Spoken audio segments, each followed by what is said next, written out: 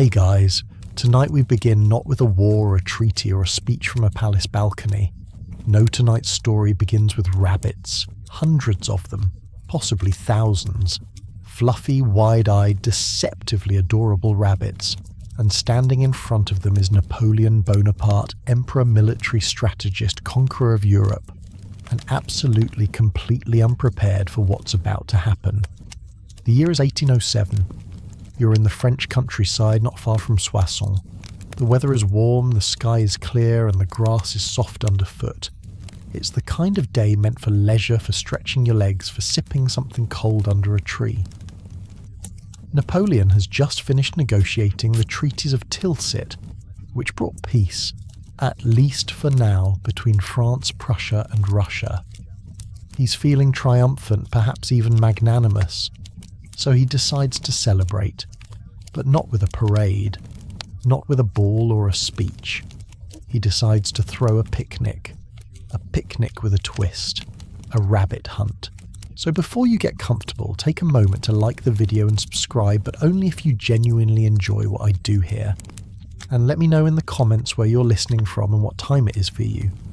Always fascinating to see who's fallen asleep to historical misadventures all around the world. Now dim the lights, maybe turn on a fan for that soft background hum, and let's ease into tonight's journey together. Imagine this: you arrive on the picnic grounds with Napoleon's retinue. There's a long open field ringed by tall trees, a gentle breeze brushing across your face. Tables are already set up, linen tablecloths, chilled wine in silver buckets, baskets filled with warm bread and soft cheese. Soldiers stand at attention in full dress, though more out of formality than necessity. You hear the soft clink of glasses, the quiet murmur of aides de camp discussing who brought the dessert. And then off to the side you see the cages, rows of wooden enclosures, each one trembling slightly with motion. Inside, rabbits. Dozens of them. Maybe hundreds. It's hard to tell. Their noses twitch. Their ears flick. Some lie still. Others are already pressing against the cage doors, alert and watching. The plan is this: Napoleon and his generals will enjoy a light lunch followed by a hunt. The rabbits will be released into the field, and the great men of France, men who led cavalry charges, who planned sieges, who commanded fleets, will take turns shooting at them for sport. But as you might guess, nothing goes according to plan. Aides begin setting up the perimeter. The soldiers move into position. Napoleon steps down from his carriage, dressed impeccably in his military coat boots, polished expression, firm but faintly amused. He waves to the others, accepts a glass of wine, and strolls toward the centre of the field. His favourite generals are already gathered, guns slung casually across their shoulders. There's laughter, there's confidence, there's absolutely no sense of foreboding, until the cages open. Now in theory the rabbits should scatter. They should bolt in every direction, a mad scramble of fur and paws, giving the hunters a bit of a challenge. That's how it works with wild animals after all, but these are not wild rabbits. In their infinite wisdom, Napoleon's staff had opted to source the animals not from the forest, but from local farmers. Tame rabbits. The kind that had never known fear. The kind that had been fed by hand-petted, coddled, fattened. And tame rabbits do not run from humans, they run to them, especially when they're hungry. So instead of fleeing, the rabbits emerge from the cages and hesitate. Then spotting the tables, the generals and especially Napoleon, whom they may have mistaken for the world's most lavish food dispenser, they charge. At first it's funny. Napoleon laughs. A general leans down to shoo one away. Then 5 more hop forward, then 10, then 50. The laughter fades. The rabbits are everywhere. They're under the tables, around the carriages, bouncing against boots and legs and coattails. One particularly determined bunny leaps into a basket of pastries, flinging powdered sugar into the air like celebratory confetti. Napoleon steps back unsure. He tries to wave them away. It doesn't work. He tries again, louder this time. The rabbits do not care. One climbs onto his polished boot. Another hops into the folds of his coat.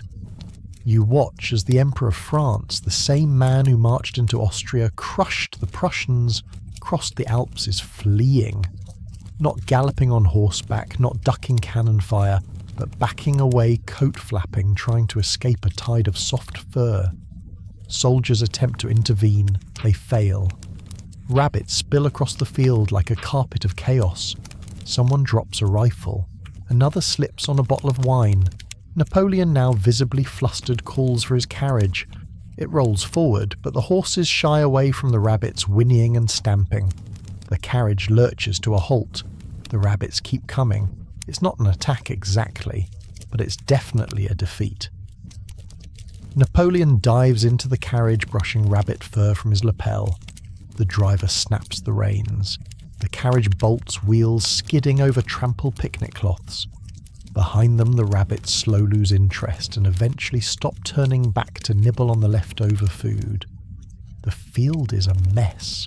Half-empty glasses, upturned tables, crushed bread, and rabbits, dozens of them munching contentedly, as if they hadn't just disrupted the most powerful man in Europe. You remain behind, dumbfounded, watching as generals straighten their hats and try to pretend nothing happened. Historians still debate the scale of the disaster. Some claim there were 300 rabbits. Others say 3,000. Some believe the story has been embellished. But the earliest accounts come from those who were there, Napoleon's own aides, officers and political allies. Letters describe the incident with a kind of horrified amusement. One even jokes that the emperor lost a battle to the bunnies. France, of course, tried to downplay it.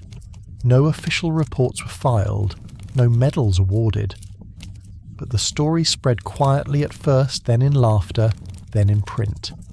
It became the kind of tale that whispered through the salons of Paris, then drifted to the drawing rooms of London, and eventually settled into the footnotes of history where it has refused to leave. And why should it? It's a perfect little parable, a reminder that no matter how powerful, how brilliant, how prepared we think we are sometimes, it's the bunnies that get you. So you sit there letting your breath slow. The rabbits hop past, the sky turns orange, and as the breeze carries the scent of trampled clover and wine, you realize this is the history that doesn't make the textbooks. But maybe, just maybe, it's the part that matters. You walk away from the battlefield of napkins, wine bottles, and crushed bread, away from the storm of soft ears and panicked generals, and into the part of the story where things stop being absurd and start being revealing. Because to understand why Napoleon Bonaparte's rabbit mishap became more than a funny footnote, you need to trace the journey that brought him to that moment. Not just the carriage ride to the countryside, but the road from obscurity to emperor, the path from war rooms to picnic tables, from conquering Europe to being overrun by rabbits. It all starts in Corsica. You're not on the French mainland. You're on a rocky, sun-beaten island in the Mediterranean. Napoleon is born in 1769, just a few months after France officially takes control of Corsica from Genoa. He grows up in a family with minor nobility, a little pride and not much money. His name is Napoleon Bonaparte back then. His French is clumsy. His accent makes him stand out, and he does not forget that. As a boy, he's quiet, observant, more drawn to books than to parties. He reads about Caesar and Alexander. He learns to admire ambition, power, vision, and most of all, order. He studies at military school in France, often mocked for his Corsican roots, but he's smart, focused, determined to prove himself. He graduates from École Militaire as a second lieutenant of artillery. Then France explodes. The French Revolution turns everything upside down. Monarchs fall, heads roll, the old order collapses, and in the chaos Napoleon sees opportunity. He throws himself into the cause not for ideology, but for momentum, for movement, for a chance to rise, and rise he does. By age 24 he's a brigadier general. At 26, he leads the French army in Italy to victory after victory. He's a genius with maps, with movement, with understanding how terrain and psychology work together. His armies adore him. Politicians fear him. Enemies respect him. In 1799, he seizes power in a coup d'etat. By 1804, he's crowned himself Emperor of the French, not by the Pope in front of the Pope. Napoleon lifts the crown and places it on his own head because he wants the world to know he is not chosen by God. He chooses himself. From there, it's a blur of battles and reforms. Napoleon reshapes Europe like a man rearranging furniture. Austria, Prussia, Spain. The Holy Roman Empire is dissolved. Old kings are replaced with Bonaparte brothers and cousins. Civil law is codified. Roads are built. Education restructured. He's everywhere, always moving, always calculating. He believes in discipline, in strategy, in rationality. And yet beneath it all, he's deeply human. He's vain, insecure, often obsessed with legacy. And it's this paradox that makes him fascinating. He can orchestrate the movement of 200,000 troops across a continent, but he can't stand being questioned about his height. He can draft constitutions overnight, but spends hours reviewing portraits to ensure he looks just so. By 1807, when the rabbit incident occurs, Napoleon is at the peak of his power. The War of the Fourth Coalition has just ended. He signed treaties with Russia and Prussia. His empire spans from the Atlantic coast of Portugal to the borders of the Ottoman world. His influence is everywhere, and he decides to throw a picnic. This is important, because Napoleon rarely relaxes. He's not a man known for leisure. His mind is always working, calculating, reviewing, planning the next move. He doesn't sit still well. He prefers war councils to gardens. But here, after months of diplomacy, he allows himself a moment. Just a moment. A celebration. A rabbit hunt. And maybe that's why it all goes wrong. Because when Napoleon isn't focused, when he's off duty, the cracks appear. The aide responsible for organising the event likely thought nothing of it. A simple plan: get rabbits. Cage them. Release them. Let the emperor shoot a few, laugh a little, bask in the simplicity of it all. But someone perhaps pressed for time sources tame rabbits instead of wild ones. Farm-raised fluff balls, fat and friendly, who associate humans not with danger but with dinner. And so when the cage is open, they don't run away. They run toward Napoleon. Because of course they do. They were raised to expect food, not gunfire. To follow humans, not flee from them. They don't scatter. They swarm. They move as one, like a wave of squeaky curiosity bounding across the field with cheerful, devastating momentum. And Napoleon, caught off guard, does what no soldier king or coalition had yet made him do. He retreats. He's not amused. You imagine him standing there, boots-polished sword at his side, watching a sea of fur engulf his generals. He tries to wave them off, steps back, tries again. But the rabbits just keep coming, noses twitching, ears bouncing, as if they know something he doesn't. And maybe they do. Because for all his brilliance, for all his strength, Napoleon had one blind spot: underestimation. He underestimated the Spanish resistance. He underestimated the Russian winter. And here, on this quiet summer day, he underestimates the power of a bad logistical decision. A miscalculation. A misstep by someone he trusted. And like so many other times in his life, that misstep costs him, if not territory, then dignity. Historians debate how many rabbits there were. Some say 300, some say 3,000. Some claim it's an apocryphal tale inflated with time. But the story holds because it feels true. Because it captures something deeper than fact. It captures the moment the mask slips. The moment a conqueror becomes a man again. Vulnerable, fallible, hopping backwards from something absurd and unexpected. And what's more human than that? In the end, the rabbit incident is not just funny. It's instructive. It reminds you that power does not make you immune to embarrassment, that plans, even the simple ones, can unravel, that the smallest creature in the right numbers at the wrong time can undo the proudest man. You return to the garden in your mind. The sun is still shining. The field is still littered with overturned baskets and trampled linen. The rabbits still nibbling calmly on Napoleon's lunch. And somewhere, maybe in a journal locked away in a Paris archive, there's a note. Brief, dismissive, possibly scribbled in frustration. No more rabbit hunts. Because even an emperor knows once the rabbits win, it's time to change the rules. You spend the morning recovering from the memory of the imperial picnic disaster. The image of Napoleon, hero of Austerlitz, stumbling backward from a tide of tame rabbits is hard to shake. But history, as it so often does, insists on continuing even after its most ridiculous moments. And so do you. Now imagine yourself walking beside the emperor again. Only this time you're not in a field.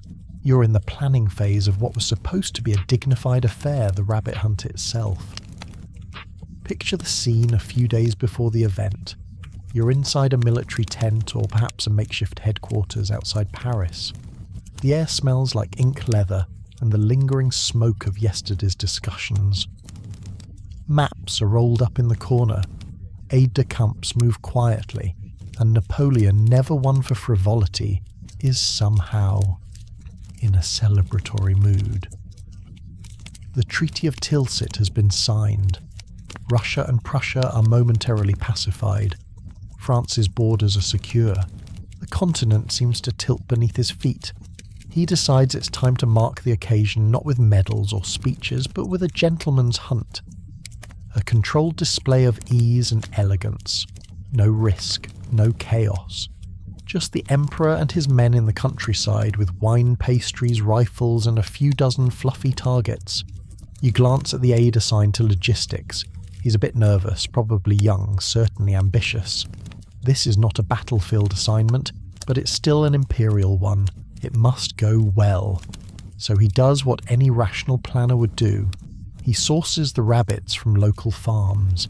Easy to acquire, easy to manage. They'll arrive in cages. They'll be docile. They'll stay in the open long enough for the emperor to pick them off one by one with careful, graceful shots. No one questions the plan, because what could possibly go wrong with a rabbit hunt? You're there on the morning of the event. You watch the carriages arrive. The servants unpack tables and chairs. Silver dishes sparkle under the sun. Generals murmur appreciations of the countryside. Napoleon seems relaxed, which is rare. He even smiles. The air carries the scent of roasted game and lavender. There's champagne chilled naturally and a small musical ensemble strumming a soft march from a shaded corner. And then the cages are wheeled in. Wooden slats, straw on the floor, rabbit ears sticking up in uneven rhythms. There's something strange about the animals, something you notice but can't quite explain. They don't seem scared, not anxious, not like prey. They're twitchy, sure, but they're not trying to hide. In fact, a few are pressing their noses to the wooden bars as if waiting for something. The hunt is announced. The rifles are loaded, Napoleon stands, and the cages are opened. What follows has already been burned into your mind, the moment where the rabbits pour forth not in retreat, but in advance. You see now more clearly the problem in the planning. These aren't wild animals at all. They're domestic, farm-bred, hand-fed. They don't see danger. They see breakfast. They move toward the soldiers, toward Napoleon, with a mix of confusion and anticipation. Dozens of them, then hundreds. Their fur brushing across boot polish and silk stockings, their noses pressed against hands, baskets, uniforms. At first it's comical, then it's confusing, then it's mayhem.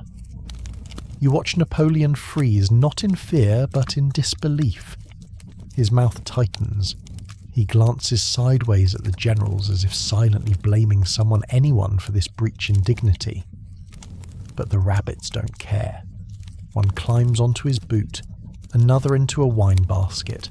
A third noses into the folds of his coat and simply refuses to leave. It's hard not to laugh, but you try, because the moment is also somehow terribly awkward. No one is entirely sure how to respond. No shots are fired, not out of mercy, but out of paralysis. You don't shoot tame rabbits climbing into your lap. You don't shoot rabbits staring up at you like confused pets. And so chaos takes over. Napoleon retreats. You follow him. Or maybe you try to stay put but are overwhelmed by the blur of fur and startled aides. The Emperor's carriage is summoned. He climbs in. The driver whips the horses into motion. Dust flies. The picnic collapses. In the aftermath, the field looks like a banquet table flipped by a particularly determined wind. Linen flutters in the grass. A bottle of champagne rolls to a stop near the canal. Half a wheel of brie is smeared across a general's epaulette. The rabbits. They're having the time of their lives, nibbling on half-crushed strawberries, nosing through leftover slices of pâté. One of them discovers the open box of sugared almonds and settles in like a guest of honour. Back at headquarters, the aide who organised the hunt likely endures a quiet but thorough dressing down. There will be no formal reprimands, no record of failure. Just a silence that settles over the staff like a cloud no one wants to mention. You imagine the Emperor back in his tent that evening staring into the middle distance as someone reads reports from the Eastern Front. He says little. Perhaps he's already rewritten the day in his mind, replacing rabbits with stags' disorder with control. Or maybe not likely, but maybe he finds the faintest curl of a smile at the absurdity of it all. But if he does, it never reaches his eyes. Because Napoleon is not a man who enjoys unpredictability. And rabbits, as it turns out, are wildly unpredictable in large numbers. Later, when the story circulates, as stories always do, it becomes legend. Not in official bulletins or newspapers, but in letters between officers, in the muttered jokes of privates, in the knowing glances of foreign diplomats. Napoleon the Emperor, the strategist, the thunderbolt of Europe chased off a field by bunnies. It becomes a symbol, a whisper, proof that beneath the brass buttons and polished boots, even the most powerful are not immune to the ridiculous. And you were there. You watched it happen. You saw the look on his face. Not fear, not anger, just incredulity. Because history doesn't always announce itself with trumpets and fanfare. Sometimes it hops. The field is mostly quiet now. You stand near the edge where the last ripple of chaos has settled into a sort of stunned stillness. The linen tablecloths, once crisp and white, now hang crooked over tipped tables. Half-empty bottles of wine glint in the grass. One chair lies face down, a rabbit perched on its seat like it's claiming victory. The others have wandered off, most of them anyway, content, fed, victorious in their own entirely oblivious way. You can still see it, Napoleon climbing into his carriage with rabbits bouncing at his heels, his coat flapping behind him, boots smudged with dirt and dignity. And while the Emperor might be gone, the story he just walked away from is already finding a life of its own. Because no one who witnessed this is ever going to forget it. You can feel it in the way the soldiers mumble to one another, trying and failing not to smirk, the way aides avoid eye contact, the way silence spreads too quickly and too loudly, like everyone's afraid to laugh but also afraid not to. A few of the generals try to restore their dignity. They fix their coats, straighten their hats, brush crumbs and fur from their uniforms. One attempts to reset a table, carefully placing wine bottles upright again, as if undoing the picnic can somehow erase what happened. But it can't. The rabbits were too many, too enthusiastic, too effective, and it's that effectiveness that becomes the joke, not just among the officers, but among servants, townspeople, even low-ranking foot soldiers who weren't invited but hear the story before the day ends. What starts as a whisper becomes a smirk. What starts as a smirk becomes a chuckle. By the time the sun begins to dip behind the trees, you can hear versions of it bouncing around the camp like gossip on Parade Napoleon. the mighty emperor chased away by a gang of bunnies with bad manners. At first the reports stay private. Letters passed among officers mention an unexpected disturbance at the hunt. One aide writes to his cousin calling it an ambush, executed with unmatched fluff.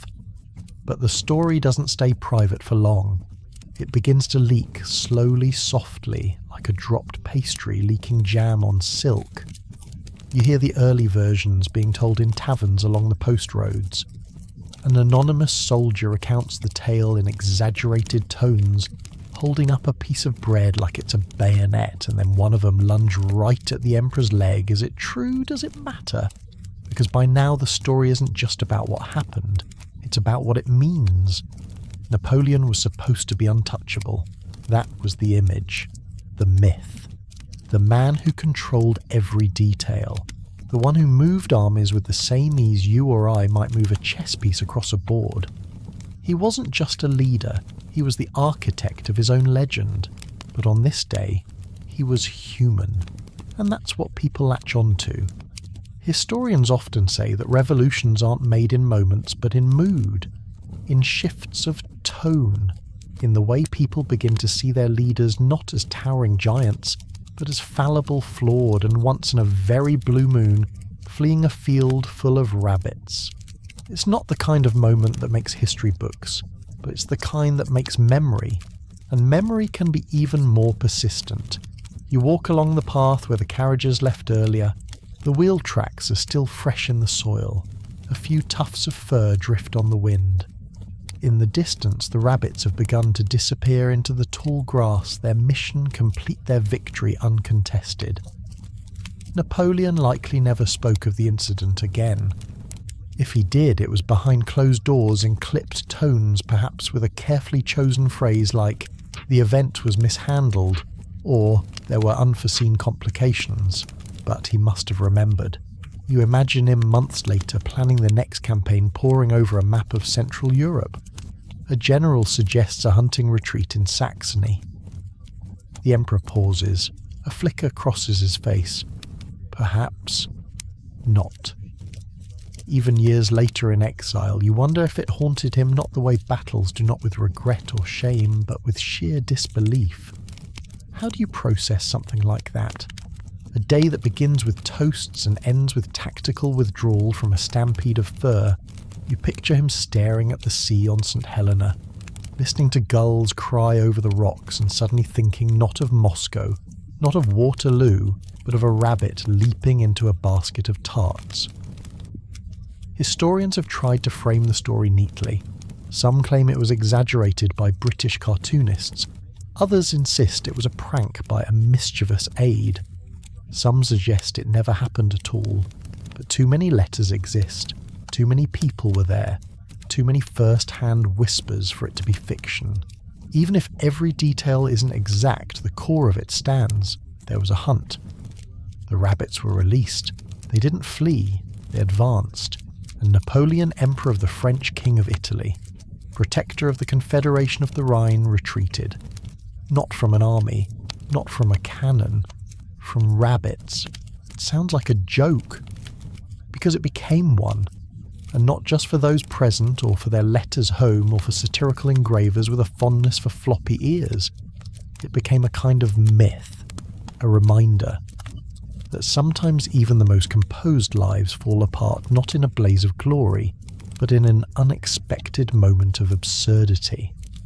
You sit beneath a tree where the table used to be and trace the circle in the grass where the wine basket landed. A single sugar cube sits undisturbed in the dirt. You pick it up, hold it to the light and laugh softly. Somewhere in the distance, a rabbit thumps the earth with its hind legs and disappears into the underbrush. And you understand something very few history books ever say outright. Sometimes it's not the wars that teach us the most about a person. Sometimes it's the picnic. You return to the field the next morning, still half convinced the whole thing must have been a dream. The birds are singing. The wind is gentle. Dew clings to the grass like a secret. But the silence here is heavy, not peaceful, but expectant. You walk carefully, as if the ground might remember what happened and start laughing again. There's no sign of Napoleon. The carriages are gone. The fine linens, the trays of pastries, the baskets of chilled wine all gone.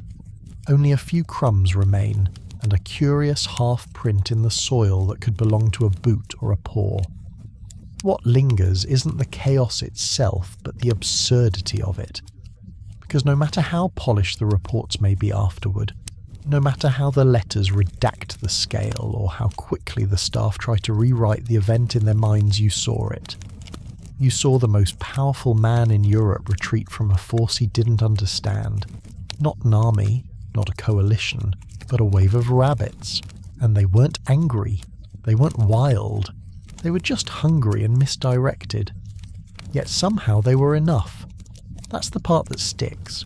Because this wasn't just a funny mishap. It wasn't merely a slapstick interlude in the story of a great conqueror. It was a cracker tear in the myth brief but bright. One moment you see the carefully maintained image of control. The next you see the panic behind it. And you weren't the only one watching. By the time you make your way back to camp, the story is already moving. The soldiers talk in whispers, of course. No one's foolish enough to laugh in front of a marshal, but they share glances, little nods, a phrase muttered too casually. Keep an eye out, might be more rabbits hiding in the trees. You overhear a stable hand joke that he's renamed one of the horses Lapin. The joke is everywhere, not shouted, not written, but breathed like smoke curling through tent seams and kitchen doors, and it changes depending on who's telling it. In one version, Napoleon stumbled backward and dropped his hat as he ran. In another, a rabbit leapt onto his boot and refused to let go. Someone insists they saw the emperor swing his coat at them like a cape in a bullfight. None of these are confirmed, but no one cares. Because now the moment has shape, it has texture, it has rhythm and repetition growing larger with every telling. By midday you see two young officers reenacting the moment using bread rolls and forks. They're caught, chastised, but not punished. Because even the reprimand carries a smile. Someone draws a sketch rushed rough, hilarious. Napoleon fleeing left rabbits pursuing from the right a tiny flag in one bunny's paw that reads, "Vive la lapin." No one claims authorship, but the image spreads. You're not surprised. Because in an empire built on order, even absurdity travels with precision. And yet the most interesting reaction comes from the people who are closest to the emperor. His marshals, his aides. They don't laugh, they don't scold, they don't even speak of it. Not directly, but something's shifted. They speak a little softer now. They glance over their shoulders more. They answer questions with more caution. It's as if the bunnies broke, not just the illusion of control, but the rhythm of how things are supposed to work. You begin to understand why. Napoleon isn't just a leader, he's a symbol, a myth in motion, and myths when they crack cause ripples, especially when they crack for reasons no one can explain. Because if rabbits can undo a morning's majesty, what else might slip through? What other details have been overlooked? What other plans so carefully drawn might collapse under the weight of something small? Historians will later try to explain it. Some will call it apocryphal, others will treat it as metaphor. But for those of you who were there, it's real. Not just the rabbits, not just the laughter, but the feeling. That the emperor was for a few minutes not larger than life. He was life-sized.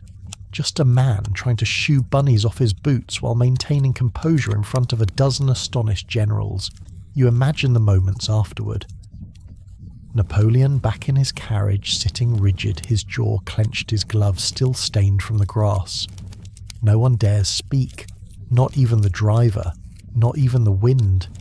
You imagine him returning to headquarters, changing coats, ordering someone, anyone, to ensure that this is never mentioned again. But by then it's too late. The rabbits are already legends, and not just in the sense of a story retold, but in the deeper way. They've become an idea, a symbol, a reminder that even the most careful choreography can be undone by unplanned movement. Even the strongest empires have soft spots. Even the sharpest minds can misjudge the softest pause. You sit beneath a tree now watching the afternoon sun stretch long across the grass. A rabbit, an actual one, emerges from the underbrush. It sniffs the air, hops twice, then vanishes into the shade like a magician. You smile, not because it's funny, but because it's true. Somewhere in the quiet parts of history, rabbits matter. Not just as a story, but as a truth. That the world isn't always logical. That even Napoleon Bonaparte, for all his maps and mathematics, once stood helpless in the face of something he didn't calculate. And that story, the soft one, the silly one, the strange one, is just as much a part of history as any battle. Maybe more. You take out your journal. You write only one sentence. He didn't fear the rabbit, but he couldn't stop them. And you close the book. Because you've written enough for one day. You've left the rabbit field far behind, but somehow you haven't really left the story at all. It clings to your boots like wet grass. You carry it in the folds of your coat, in the glances exchanged with others who were there, and even in the strange way strangers look at you now like they know what you've seen even if they've never asked. You tell yourself it was just an odd moment, a brief mistake, a mishap involving wildlife and planning. But that's not how the story behaves. It refuses to stay small. It refuses to fade. Like the rabbits themselves, it keeps multiplying, burrowing into places you wouldn't expect. You've been reassigned to a supply route outside Amiens. The work is simple. Oversee the transport of bread boots and letters. But it gives you time to observe. And what you observe everywhere is that the rabbits have arrived. Not the real ones. The idea of them. The story has passed through camps and kitchens, past captains and cooks. It's been retold on benches in barracks in the spaces between orders. You hear it when men clean their boots. You see it in chalk drawings on walls, little ears poking from under a bicorn hat. Someone painted a rabbit on the side of a powder cart. Another carved one into the handle of a spoon. At first it was funny. Now it's something else. You walk into a tavern in a small town where nobody should know anything. You order soup. The innkeeper smiles and says, "Hope it's not rabbit, eh?" And the whole room laughs, not cruelly, not loudly, but knowingly. You realise the tale isn't being told about Napoleon anymore. It's being told through him. Because when people retell the story, they're not just describing a leader being surprised by rabbits. They're describing something more universal, the moment when the world doesn't make sense and power doesn't help. When you're the strongest person in the room and it doesn't matter. You walk past a tailor's shop and see a small display in the window. It's a mannequin child-sized with a carefully made replica of Napoleon's green uniform. But perched on the shoulder is a rabbit puppet. Its ears flop sideways. One paw clutches a carrot like a sword. No sign explains it. No label gives context, and yet you know exactly what it means. The tailor waves at you from inside. He's old grey, precise. It's just for fun, he says, but his eyes are sharp. You know how stories travel. Yes, you do. They travel like wind, like wildfire, like armies but faster. They require no passports, no logistics, just mouths, and mouths are everywhere. You return to your quarters that night and find a letter from a friend in Paris. The wax seal is cracked. The writing is type precise. It speaks of court gossip, of policy changes, of uniforms being redesigned for next year's campaigns. But near the bottom, a postscript, and... Have you heard the ridiculous tale making the rounds in the salons that His Majesty was attacked by a swarm of rabbits during a celebration? Utter nonsense, of course. But everyone's repeating it. Even Madame de L has taken to serving petit lapin en croûte at her suppers just to see who blushes. You fold the letter, set it down, stare at the candlelight for a long time. It's not just a soldier's rumour anymore, it's in Paris, which means it's in the salons, the stage, the poems, the songs, and from there it will go further. You step outside for air. The night is cool. A breeze drifts across the fields. In the distance, someone is whistling, a soft tune, familiar, but with a new verse added. He faced the cold, he faced the king, he faced the fields of Spain. But when the rabbits came to court, he could not bear the strain. You laugh. You can't help it. It's absurd. But it's also inevitable, because Napoleon has spent years building himself into an image, larger than life, sharper than history, a symbol of precision and dominance, and now the image has ears, floppy ones. The next morning you visit a small garrison near the coast. You're here to deliver orders. The captain meets you outside. He seems serious, focused. But on the wall behind him, someone has drawn a crude chalk mural, a rabbit wearing a general's sash leading a parade of smaller rabbits. Behind them, stick figures of men are shown tripping over their own swords. You say nothing. The captain says nothing. But both of you notice it. Later he offers you coffee and a moment of silence. Then he says, "Do you think he's heard it?" You pause. "Napoleon." He nods. You sip the coffee. "I think he heard it before we did." And you believe it. Because Napoleon is not just a man. He's a network, a presence. He knows what moves beneath the surface. He's built his career on reading terrain, military, political, emotional. But what can he do? To address it directly would be to confirm it. To deny it would be to elevate it. So instead he says nothing, and the story grows. You pull out your codex that evening, careful with your ink. The pages are nearly full, but this one matters. Day 17. The story is no longer rumour. It has become culture. Not because of what happened, but because of what it meant. A reminder that control is fragile, that empires can be shaken by softness, that legends fall not by force but by laughter.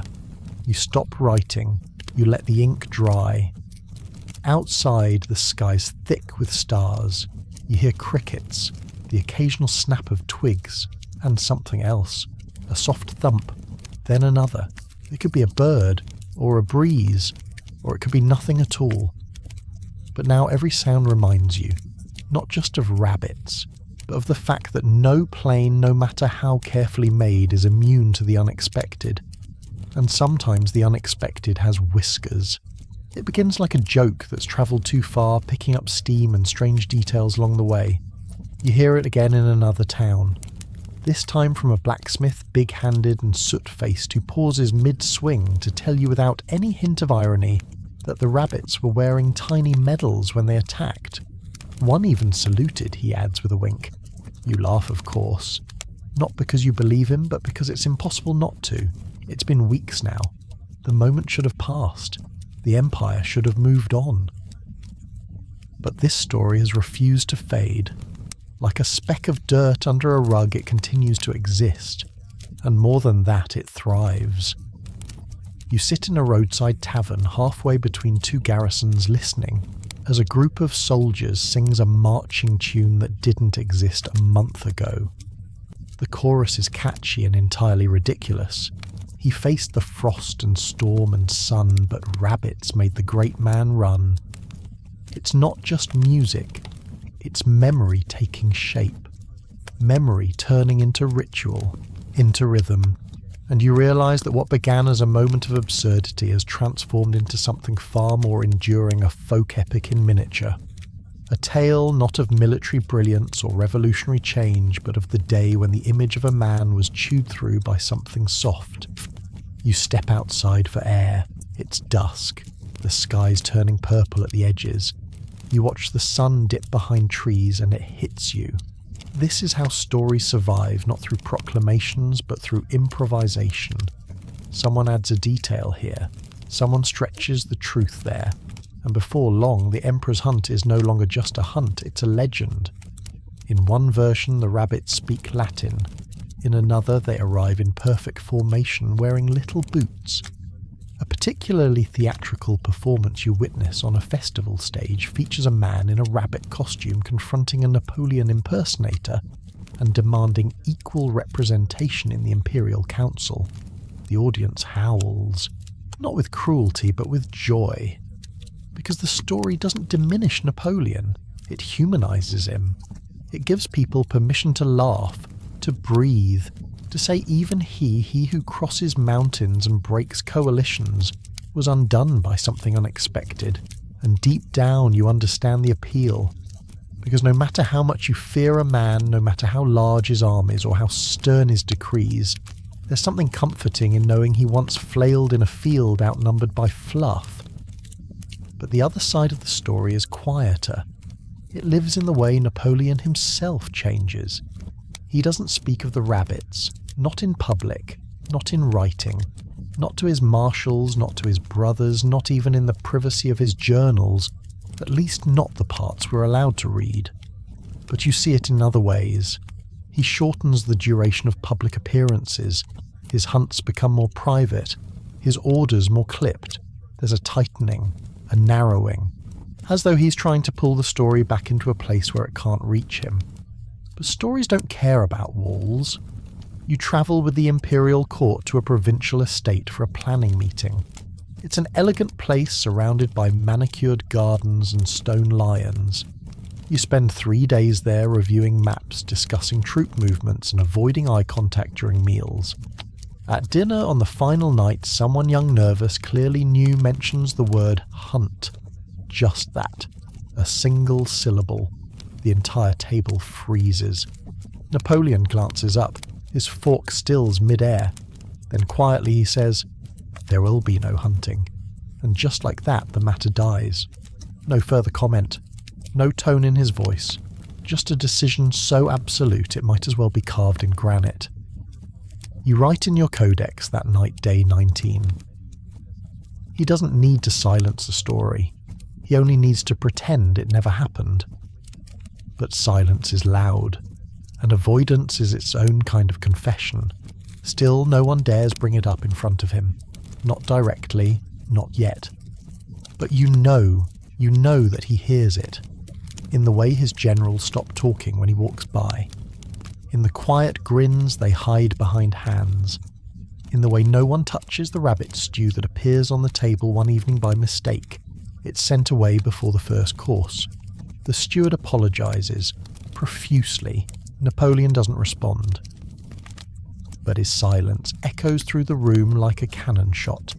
And the thing is, it's not just about rabbits. It's about what they represent. Loss of control. He built his career on discipline, precision, calculated force. He survived sieges, outwitted alliances, marched through ice and heat alike. But here in a moment meant to celebrate his dominance, the rules cracked. And it wasn't enemy fire that exposed the flaw. It was instinct, chaos, whiskers and paws. You spend the next week on campaign routes delivering orders, inspecting logistics. It's mundane, repetitive work, and yet even here the story follows you. You hear it whispered at checkpoints, drawn on the side of crates. Once you find it scratched into a barn beam, a rough rabbit ears tall, facing off against a tiny silhouette of a man with a sword. You reach out, run your fingers over the carving. It's crude, but powerful, because it speaks to something that no proclamation can erase. The image has changed. The myth has been touched, and nothing, not uniform, not ceremony, not rank, can ever fully put it back. You close your eyes that night under a canopy of stars and you see them again. The field, the cages, the ripple of fur. And the moment Napoleon stepped back not far. Not with fear, just enough to reveal the human crack beneath the marble exterior. It wasn't a collapse, it was a blink, a step, a breath. But that's all the story needs. Just one moment where power looks surprised. You open your codex and write, even empires have soft spots, and sometimes they hop. The skies are soft grey when you leave the outpost, mist curling over the low fields like a blanket reluctant to rise. Your boots crunch quietly on gravel, and your breath fogs in the morning air. It's a peaceful scene, but your thoughts are anything but quiet. The rabbits, the field, the silence that followed it all clings to you, woven into your routine now like an old habit. Even after all these days, the memory plays on a loop. not because it's haunting, but because it refuses to go away. The story has become too big, too strange, too oddly beautiful to disappear. You reach a small village by midday, the kind that doesn't make it onto most maps. One church, 2 wells, a bakery that smells like stories. You stop for a rest, and the baker's son, maybe 8, maybe 9, greets you with a question, asked with wide eyes and perfect innocence. Is it true? Did the emperor really lose a battle to rabbits? You pause, caught off guard by how directly it's asked. There's no smirk, no teasing, just wonder. And something about that makes you answer with the truth, not the report, not the official version, but the real one. He didn't lose, you say carefully, but he didn't win either. The boy nods solemnly as if that makes perfect sense. I heard they were giant rabbits, he adds. Big as dogs. One even bit a general. You don't correct him. How could you? The story's been told and retold so many times that it's no longer a single thing. It's a living organism, growing with every telling, hopping across borders, burrowing into memories. Inside the bakery, a woman is shaping loaves into the rough form of rabbits' round bodies, 2 small ears at the top. She doesn't explain. She doesn't need to. The symbolism is understood now. You sit at a small wooden table, warming your hands on a cup of thin broth. The walls are covered in little painted tiles, mostly flowers, saints' landscapes. But in one corner, someone has scratched a tiny image into the plaster, a rabbit seated on a throne wearing a crooked crown. You smile, because this isn't mockery. It's folklore, and folklore doesn't come from ridicule. It comes from need, the need to understand the world through stories, to shrink it, to soften it, to laugh at it gently so it doesn't swallow you whole. Outside, someone set up a puppet theatre. Children sit on crates, eyes wide as a felt Napoleon paces the stage. He speaks boldly, swings a sword. Then inevitably the rabbits arrive, small twitchy puppets on bouncing sticks.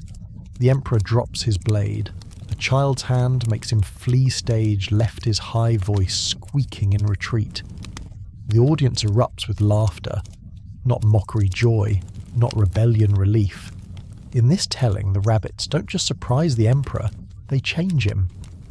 In the final scene, he returns humbled hands open and offers the rabbits carrots in peace. The curtain falls. Applause breaks out, you hear someone mutter, "It's a better ending really," and you don't disagree. Because what this story has become is more than an anecdote. It's a mirror, one that reflects not just on Napoleon, but on power itself, on how tightly it holds, on how easily it slips.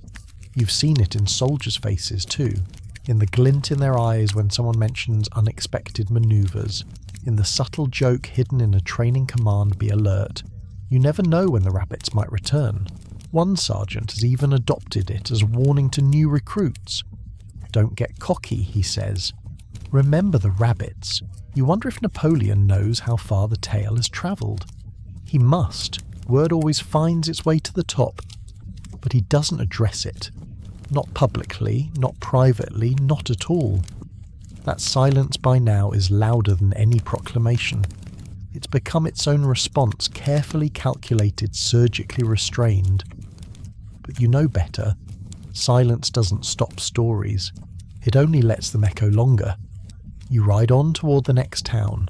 At a river crossing, a young man tending the ferry glances at your uniform and grins. "Have you seen the statue?" he asks. "What statue? In the woods. Someone built it last week." You're skeptical but curious.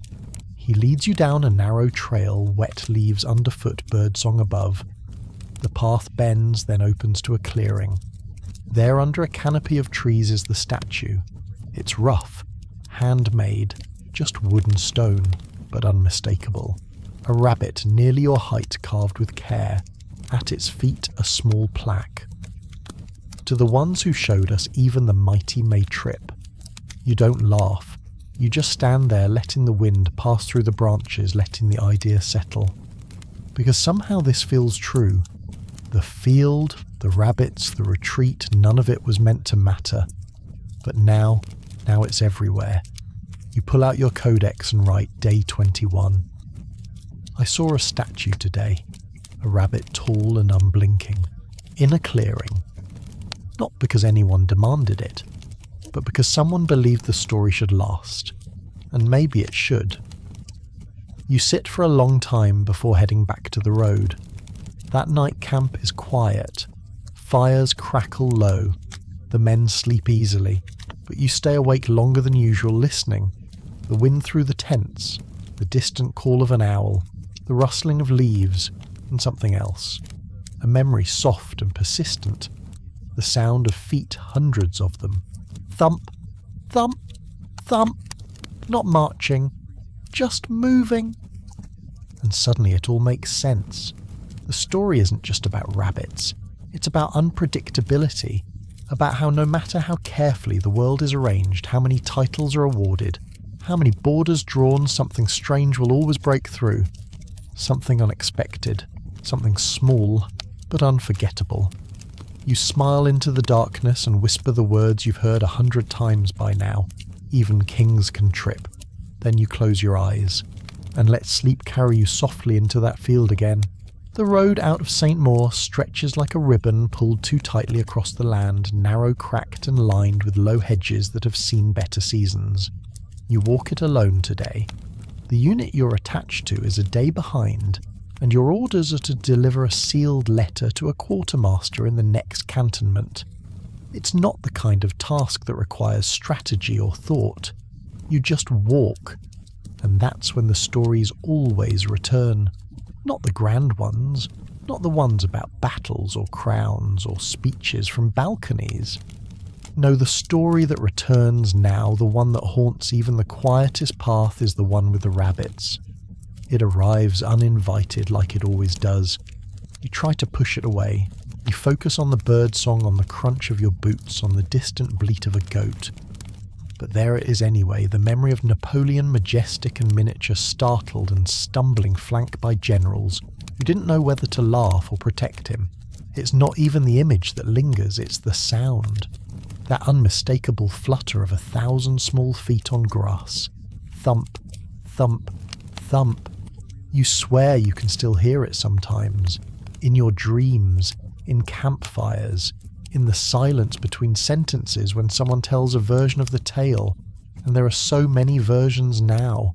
In the last town you passed, a tavern girl told it, with dramatic flair, waving her ladle like a sabre. According to her, the rabbits were enchanted, sent by a sorcerer who had once been insulted by Napoleon himself, she said with conviction. That's why they knew who to chase. In another place, an old woman swore the rabbits were trained assassins, Bourbon loyalists, somehow reborn in fur back for revenge. It's nonsense, all of it, and yet you find yourself listening, because while the details change, the core never does. Napoleon turned. Napoleon ran. Not far, not screaming, not in terror, but just enough. Enough for people to remember. Enough for history to latch onto it with both hands. You reach a bend in the road and spot a milestone. On it, someone has scrawled a small drawing in charcoal. A crude rabbit ears, alert eyes narrowed. Next to it, a single word, run. You laugh under your breath, shake your head. But your smile lingers longer than it should, because this is what happens when a story escapes control. It doesn't die. It multiplies, like rabbits. You reach the next village by noon. A quiet place, smoke curling from chimneys, a few chickens scratching in the dust. The baker waves as you pass, wiping flour from his hands. You nod and he calls after you. Be careful. Word is the fields are crawling with insurgents. You stop. He grins, the fluffy kind. And there it is again. That sly shared humour. A joke that needs no explanation, no introduction. It's passed like salt across a table, essential expected. You deliver the letter, take a meal at the inn, and decide to rest under a tree just beyond the village square. A group of children plays nearby. At first, you don't listen. but the sound of giggles draws you in, and soon you realise they're playing it. One child plays Napoleon strutting across the yard with a mop as a sword. The others crouch, twitch their noses and spring forward. The Emperor shrieks and runs. They chase him to the edge of the square where he collapses in exaggerated defeat. You applaud softly. It's theatre, yes, but it's also memory work. This is how stories survive, not in documents or ledgers, but in games, jokes and bedtime giggles. The official record will never mention rabbits, but here they're alive. You find yourself thinking about how it must feel to be the man at the centre of this now sprawling legend. Napoleon the Emperor, who crossed the Alps, bent nations to his will and crafted a new legal code, but who can no longer enter a room without someone wondering silently, did he really run from a rabbit? You've never envied his crown. Now you don't envy his silence, because that's what's most fascinating about this tale. It grows stronger because he refuses to acknowledge it. The absence of denial becomes the soil it grows in. Every time he says nothing, the myth grows 1 inch taller. You visit a garrison 2 days later. It's a small fort tucked between 2 hills barely worth a footnote. You arrive with documents and are offered a place by the fire that evening. The officers are tired, the mood mellow, and the wine better than expected. Someone asks about the field. The field.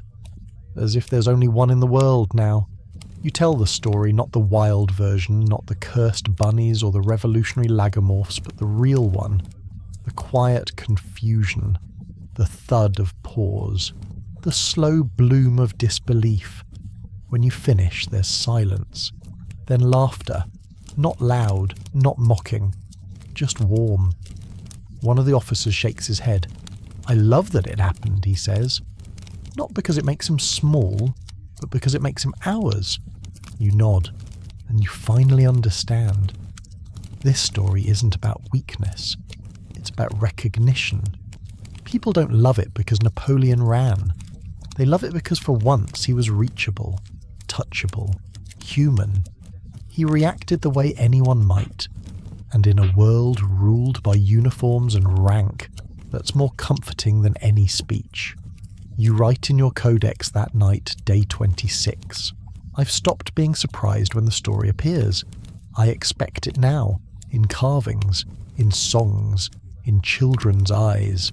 It's a comfort, not a joke, a reminder that even giants can be grounded.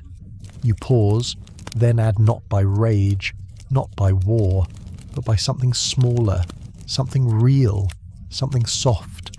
The fire crackles low. Someone hums the Rabbit March again off-key, but everyone joins in by the second verse. And you close your eyes knowing this truth Napoleon will command again. He will fight. He may even win. But he will never outrun that field, or those paws. The road into Belém is frozen stiff under the morning sky, and each step you take is accompanied by a hollow crunch. It's early, so early the sun hasn't yet committed to rising, and the entire countryside is dipped in the colour of pewter. You carry only your satchel, your coat, and the ever-growing echo of a story that seems to travel faster than you do. You've long since stopped trying to outrun it, because wherever you go now, it's there first. Belém is a modest town. Winding streets, moss-covered walls, slate rooftops, and chimneys exhaling soft ribbons of smoke. A church bell rings in the distance, slow measured too early to mean anything other than we are still here. The scent of rising bread clings to the air, and yet beneath that peaceful surface you can feel it. The story has taken root here too. The first sign is a weathered wooden sign near the stables showing a painted rabbit ears, tall and stiff, holding a musket almost its own height. No explanation, no signature. Just there, waiting. Inside the bakery, a woman hums as she shapes dough into something round with pointed tips. She notices your glance and sets the tray down. Lapins Imperio, she says. Bestseller. You raise an eyebrow. She smiles. They don't fight. They just chase. You buy one. You don't eat it right away. It's warm in your hand. Lighter than bread should be. heavier than it ought to feel. Later you wander the marketplace. A stall sells trinkets, carved buttons, handmade figurines and charms strung on bits of cord. Among them is a rabbit carved from oak wearing a crown made from bent tin. The vendor leans over and says, "They say it brings luck, especially when worn into court." You nod, unsure if she means legal court or his court. Then again, does it matter? Because that's what the story has become. Not an event, not even a memory, but currency. You sit for a while in a square surrounded by empty barrels and frost-hardened cobbles. Children run past, bundled in mismatched scarves. One of them waves a stick like a sword and calls to another, "Run, or the rabbits will find you." The game is familiar, the laughter too, and in it you hear something bigger than fun. You hear a lesson, a quiet one. One passed hand to hand in the middle of a world that has too little room for softness. It's late afternoon when you meet the librarian. You only entered to warm your hands, but she's eager to talk. "You'll want this," she says, pushing a stack of papers into your hand. It's a local printing, a pamphlet crudely drawn, barely inked. A short comic story titled The General and the Field. Its star a mustachioed rabbit, upright noble, followed by dozens of others carrying forks and garden tools. Each page is sillier than the last, and each one somehow feels completely right. "They started passing them around last month," she says, "just for fun. We print new editions every week. Kids trade them like soldiers used to trade campaign medals." You ask if she thinks the Emperor has seen one. She shrugs. "If he has, I hope he laughed. But I don't think he did." You carry the comic with you as you leave. Not tucked away, but visible, rolled under your arm. People glance at it as you pass. Some nod, some grin. One man crosses himself. You spend the evening at a gathering held in a candle-lit hall off the town square.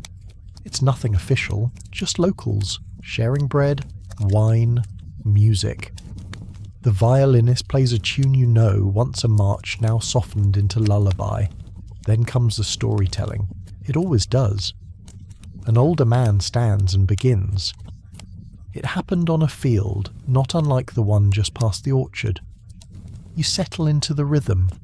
His version is different again. In it, the rabbits are silent warriors. They don't speak. They don't joke. They only approach calm, unstoppable. One by one, 10, then 100, then more. The Emperor lifts his hand, but they do not stop, and then he steps back, just one step, and the story ends. No chase, no chaos, just that step. The room is silent when he finishes. Then someone begins clapping. The rest follow. Not for the humour, for the truth. Because this finally is what the story is. Not a joke, a reminder. That even the strongest can be startled. That even the surest ground can become uncertain. That even emperors, when faced with the unexpected, might step back. And in that step something shifts. You return to your lodging late. Your breath fogs the window as you lean against it. Outside, snow begins to fall in delicate sheets. Everything softens, blurs. The cobblestones, the rooftops, the echoes of the violin. And you think not for the first time about the cost of invincibility. How it isolates, how it hardens, and how maybe the rabbits didn't embarrass Napoleon. Maybe they saved him from becoming stone, from becoming untouchable, from forgetting that all power in the end is performative, and all stories eventually belong to the people. You sit down with your codex and begin. Day 30. I watched a man tell the story without laughter. No jokes, no punchlines, just memory. And still the people clapped, because they saw themselves in that field. Not the rabbits, not the crown, the step, the moment when even the great pause. You pause, dip your pen again, continue. This is how legends shift, not with force, with feeling, with softness, with ears raised and eyes steady. Outside the snow has stopped. The town is still. But you know that even now, somewhere in the quiet, a child is whispering the tale again. A baker is shaping dough. A soldier is humming a march that doesn't exist. And the story lives. Not because it's told, because it's carried. You leave Belém early, long before the bakery opens, long before the frost melts from the rooftops. The road out is still frozen, lined with leafless trees and rows of sleeping vineyards. Your boots crunch against a thin crust of snow, and for a moment there's only sound, your steps, your breath, and the quiet rhythm of the world waking slowly around you. But even in this stillness, the story walks with you. It always does. You've stopped trying to shake it.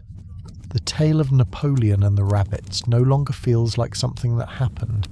It feels like something you carry. Not like a burden, but like a rhythm. A quiet, persistent beat that now colours everything, the way you notice, the way people laugh, the way they avoid certain words, the way they look just a little less afraid when power walks by. It's strange, isn't it, one moment? One ridiculous moment. And now it lives in everything.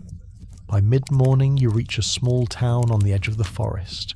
It has a name you've already forgotten, a market that smells of onions and tallow, and a square with a single tree in the middle.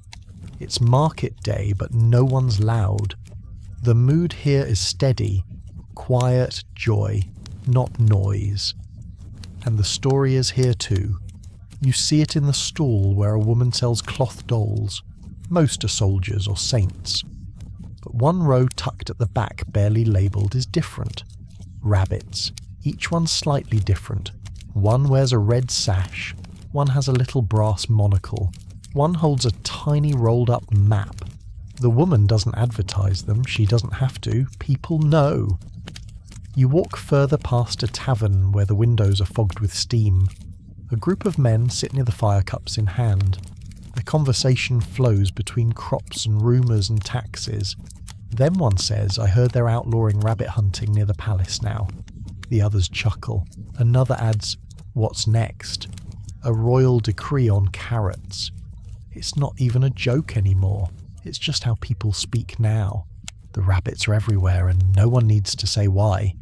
You stay the night in a small cottage at the edge of the town. The woman who runs it offers you soup and stale bread and a bed stuffed with hay. Her grandchildren hover by the hearth, whispering behind their hands. One finally asks, "Did you see it?" You pause. "See what the chase," he whispers. "The real one. The day the emperor ran." His sister corrects him. He didn't run, he retreated. They were flanking him. You almost laugh, because even the children now know how to frame the story. Even they know it's not about mockery, it's about positioning. You ask them where they heard the tale. They say everywhere. Later, after the children sleep and the cottage dims, the old woman speaks quietly. "He wasn't wrong, you know," she says. You look at her. "Napoleon," she adds. "He wasn't weak. He just didn't know what was coming." You nod, because that's the truest version of the story you've heard in days. And maybe that's why it still lives, because it's not about downfall. It's about the unpredictable. The moment when even the strongest man in Europe realised that not everything that charges at you is a threat, and not everything that looks small is harmless. The next day you continue walking north. At a bend in the road you come across a small shrine built into the hillside.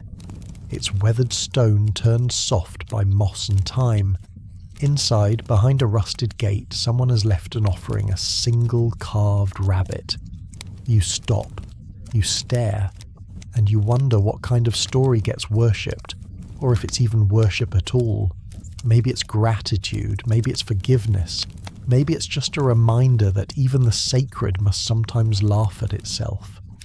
By noon you reach another town. It's larger, louder, a grain town. Horses and wagons churn the roads into muddy ruts. But even here, under the grime and grit, the rabbits are alive. A tavern has a chalkboard out front. The day's special confit de lapin, served only to brave men. You step inside to dry your boots and drink something warm. Inside, the back wall has been repainted. A mural, A battlefield, but strange. Instead of soldiers, rabbits. Some carry drums, others wave flags, one stands atop a cannon, and in the corner, half hidden in shadow, a small figure in green steps back. Just one step. The artist left no name, but you know them. You've seen their work across the country now. Not just one painter, not one sculptor, but everyone. Every baker, every child, every storyteller. They've all become artists of this one moment, because the field doesn't belong to Napoleon anymore. It belongs to them. You meet a priest that night. He's young, too young for a voice that solemn. Over dinner, he tells you that he uses the rabbit story in sermons. It's not blasphemy, he insists. It's humility, divine surprise. He sips his wine, then adds, "You know why it spreads, because we all have rabbits." Something that makes us step back. You write that down in your codex. Day 32. The story is no longer about power, it's about response. The world moves and we move with it. Sometimes forward, sometimes back. You keep writing. I think people love the story, not because it lowers a king, but because it lifts them up. If he can stumble, then we can stumble. If he can laugh, maybe we can too. You go to bed with the window open. The wind brings the sound of music drifting up from the square. Another fiddle, another laugh, another version. You close your eyes and see the field again, not as it was, but as it is now in everyone's minds. A place not of embarrassment, but of inheritance. A moment that now belongs to all. You leave the grain town before sunrise, while the streets are still wet with melted frost, and the sky is painted in long strokes of violet and pearl. The world is quiet, too quiet for a town that hosts carts and grain, and the endless hum of commerce by day. You pass shuttered windows and bundled market stalls, and the only sound is the soft crunch of your boots on gravel. But in that silence you feel it again. The story. The story walks beside you like fog. You no longer wonder whether it has arrived somewhere before you. You assume it has. Now you just wonder what form it's taken this time. Because it's always different, always familiar, always evolving. You cross a hill just past the 2nd mile and spot the rooftops of a village nestled between 2 birch-covered slopes. This one is called Saint-Renelle, small, but neat with cobbled streets and orderly eaves. The kind of town where gossip is currency and stories are barter. You expect nothing unusual, but as you approach the central square, you hear music. It's not loud, just a violin playing a simple waltz, but the tune is familiar. It's the same cadence as the Rabbit March, though slower, softer. Played like a memory rather than a melody. You follow it. The square is empty save for a few early risers. A child carries a basket of turnips. A baker opens his shutters. But at the centre of it all is a wooden puppet stage low to the ground, painted in peeling red and blue. A sign hangs crookedly above it. The Emperor and the Unexpected Army. You sit on a bench at the edge of the square. No one acknowledges you. No one needs to, because everyone who has lived in this country long enough knows exactly how this story goes, even if no 2 versions are ever the same. The curtain rises. A wooden figure appears, small, square-jawed, wearing a painted green uniform with gold trim. He struts across the stage with exaggerated swagger, issuing commands no one listens to. Then one by one the rabbits arrive. These puppets are clever. Some bounce, some twitch their noses. One chews on a paper map. The Emperor points, shouts, panics. And then slowly, predictably, he steps back. Just one step. The curtain falls. No narration. No moral. No ending. The story doesn't need one. The audience, mostly children and old women, doesn't clap. They just nod. Smile faintly. Then leave, as if they've just been told something they already knew, but needed to hear again. And you sit there stunned, not because it was new, but because it wasn't. Because it never is. You visit the baker that afternoon. She sells you a loaf shaped like a rabbit. You ask if it's part of the celebration. She smiles. What celebration this morning, you say? The puppet show. Oh, she shrugs. That's not a celebration. That's just Tuesday. You sit outside the shop with your bread notebook in hand. A boy walks past with a wooden sword strapped to his belt. You ask what it's for. He grins. To protect against bunnies. He's joking, mostly. But that's the thing, you're never quite sure anymore where the line is between what's said in jest and what's said, because it's the only way people know how to say something true. That evening you're invited to supper by the town priest. You don't expect much. But halfway through the meal he says, I use the story in sermons now. You pause. You preach the rabbits. He smiles, not directly. But I talk about humility, about surprise, about the way the world reminds even the powerful that they are small. You ask if the parishioners mind. Not at all, he replies. They find it comforting. You write that down, day 33. It no longer feels like I'm following a story. It feels like I'm following a memory that everyone shares, and no one owns. You keep writing. The play was simple. The children didn't laugh. They watched, silently. Because they weren't hearing something silly. They were hearing something safe, something gentle, something they could hold on to. Not a lesson, a balance. You sleep in a room above the priest's quarters. It's quiet, lit by a single candle and warmed by a stone hearth. On the mantel is a small wooden statue, not of a saint, of a rabbit, one paw raised, not in threat, in greeting. The priest notices you staring. A gift from a student, he says. She said it made her feel like God might still laugh sometimes. You sleep well that night. The next morning you leave Saint-Renel and continue east. The road cuts through fields of stiff frosted grass and lines of ash trees. You pass an abandoned mill where someone has drawn a rabbit on the wall in chalk. Beneath it, in looping script, even the greatest pause. You sit for a moment, not to rest, to think, to feel. And you realise this is no longer about Napoleon. It hasn't been for days, maybe weeks. This is about something older, simpler, something that's lived in folk tales and firelight for centuries. A truth we forget until a story like this makes us remember that even giants can be gentle, that even empires have moments where they flinch, and that flinch, that pause, that surprise, it's not weakness. It's proof of humanity. You reach a fork in the road just past midday. The signpost is broken, but someone has scratched a rabbit into the wood facing left, so you go left. Because of course you do. The sun sets as you approach your next stop. You can see a village in the distance, its windows flickering with early candlelight, and you know without asking that the story is already there, waiting, maybe in song, maybe in silence, but always there. You arrive in the village of Volren at the blue edge of dusk when the sun has already slipped behind the hills and the clouds hang low like breath not yet exhaled. It's the kind of place that might not have a place on any map, but the story has reached it all the same. You can feel it before you cross the boundary stones. There's a particular hush in the air, not the silence of loneliness, but of shared understanding.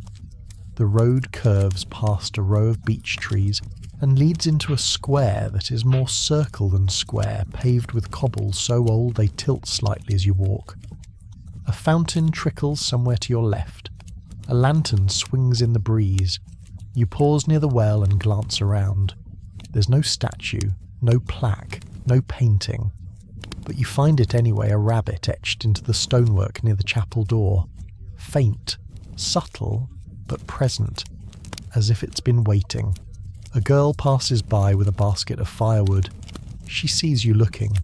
They say he knelt when he saw them, she says without stopping. You blink, then nod.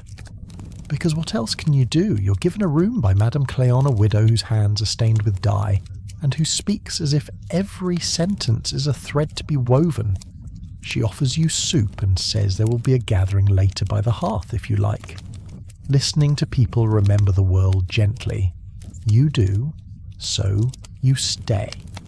That night the room downstairs is warm and filled with voices. There are no instruments, no ceremony. Just people sitting shoulder to shoulder, passing bowls of stew and old stories like bread. One man recounts a version of the tale where the rabbits arrived in pairs, each bearing a message in its teeth. Another swears that Napoleon tripped over a rabbit that refused to move. He looked it in the eye, the man says, and the rabbit didn't blink. The laughter that follows is soft, not sharp, not cruel. It sounds like release. You don't speak at first, you listen, because you've heard this story told so many ways, and yet each version feels newly hatched. The audience never tires, not because the details are fresh, but because they're not. They're familiar, and comfort lives in familiarity. Eventually they ask you. You nod, set your bowl aside and tell them what you remember. The real field, the real rabbits, the real moment. Not just the noise or the fur or the retreat, but the silence that came before. The exact breath where no one knew what was happening yet. That breath has lived in you ever since, and when you speak of it now they fall still, not because you are a witness, but because you are one of them. Another soul surprised by softness. An old woman offers you a knitted cap when you finish. It's grey, thick and warm. There's a rabbit stitch just above the forehead, simple 2 ears, no face. For your journey, she says, to remember who surprised him. You thank her. You wear it. And upstairs in a room lit by a single oil lamp and the faint glow of snow beginning to fall, you sit by the window and begin to write. Day 34. This village didn't need proof. They already believed. They didn't want facts. They wanted feeling. And so they asked me not to confirm the story, but to carry it like a cup filled to the brim, carefully, without spilling. And I did. Not to explain, but to offer warmth. You look down at the cap, you touch the stitches, and you keep writing. The rabbit on my head does not laugh, does not sneer. It only is, and that somehow is enough. You sleep with the window cracked, the air crisp, the quiet deep. And in the morning the world is white. Snow has fallen, blanketed everything. Even the rabbit etched by the chapel is half covered now, its ears barely visible under a veil of frost. But you still see it, and so do the children who run past it on their way to school, touching the edge of the stone as if for luck. You pass a cart in the square filled with bundles of firewood. The merchant has branded each with a small mark. You look closer. It's not his initials, it's a rabbit. One child stops to point. That one's fastest, he says. You don't ask what he means. You already know. You leave just before midday. The village fades behind you with surprising gentleness. No one waves. No one calls after you.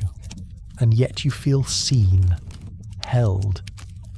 As if your presence was noticed, your silence accepted your step, now part of a larger rhythm. You walk on through forest paths and over frozen creeks, and the snow muffles your footfalls. It's quiet again, but the kind of quiet that doesn't erase what came before, it simply allows it to settle. You think of the puppet plays, the poems, the rumours and rhymes. You think of the girl with the firewood, the baker with the loaf shaped like ears, the boy drawing in the frost, the woman with the cap, and you realise this isn't just a story anymore. It's become a language, a way for people to speak about the unexpected, about the uncontrollable, about the moment when power paused, and in that pause something gentler stepped in. You open your codex and write again. The rabbits are not retold, they are remembered, not because they were dangerous, but because they changed the shape of fear. They replaced it with surprise, and in that surprise we found something we didn't expect ourselves. The wind stirs, snow dances across the road. You tuck the cap lower over your brow, and you smile. because the road is long, but now you are not alone. You walk with every version of the story you've ever heard and every hand that ever passed it to someone else.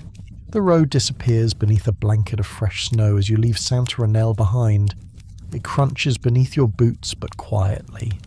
Everything feels muffled, like the world itself has paused to listen. You walk slowly, not because of the cold, but because the landscape demands it. This is not a place for rushing, not a moment for haste.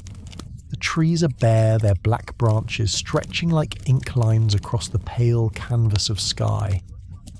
Every so often a crow caws from a distant fence post, its voice sharp against the hush. But for the most part the world today is soft, still, covered, and in that stillness the story moves with you, not on tongues, not on signs, but in atmosphere. It's as if the very silence carries it now. There is a heaviness to this stretch of land. Not a sorrow, but something reverent. Like walking into a room where someone has just finished telling a story, and no one dares speak because the echo is still too fresh in the air. You arrive at a hamlet by mid-afternoon. It isn't marked by a gate or a sign, only a stone cross half buried in snow, and a path that curves between low-built houses. There's no sound of commerce, no clanging of blacksmiths, just a dog barking somewhere in the distance and the creak of a wheelbarrow being pulled slowly through slush. You follow the path to the centre of the village. There's a chapel here, squat and narrow, its windows shuttered and its bell tower half collapsed. The door, however, is open. You step inside. It takes a moment for your eyes to adjust. The interior is dim, lit only by slats of afternoon sun cutting through the wooden gaps. There are no pews left, only a scattering of chairs, and in place of the altar stands a stone shelf bare except for two things. A carved wooden rabbit about the size of your hand, and beside it a single button, faded green, frayed at the edges, still looped with a thread that might once have belonged to a very expensive coat. You don't touch either. You just stand there, looking, because you know exactly what they mean. You sit on a chair near the back one with the missing leg. It wobbles under you, but you stay seated. The air is cold, the floor is damp, but you feel no urge to leave, because this somehow feels like the truest version of the story yet. Not a puppet show, not a joke, not a verse sung by children or whispered at firesides. Just a rabbit and a button, side by side, unmoving, unexplained. You don't need an explanation.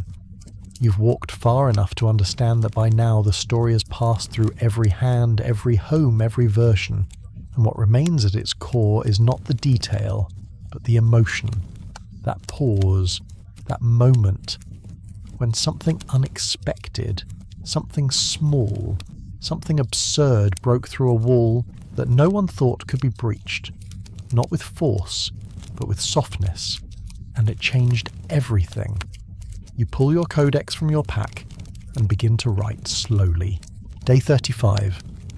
Today I found a chapel without saints, only a rabbit, and a button, no plaque, no date, just memory, not spoken, held.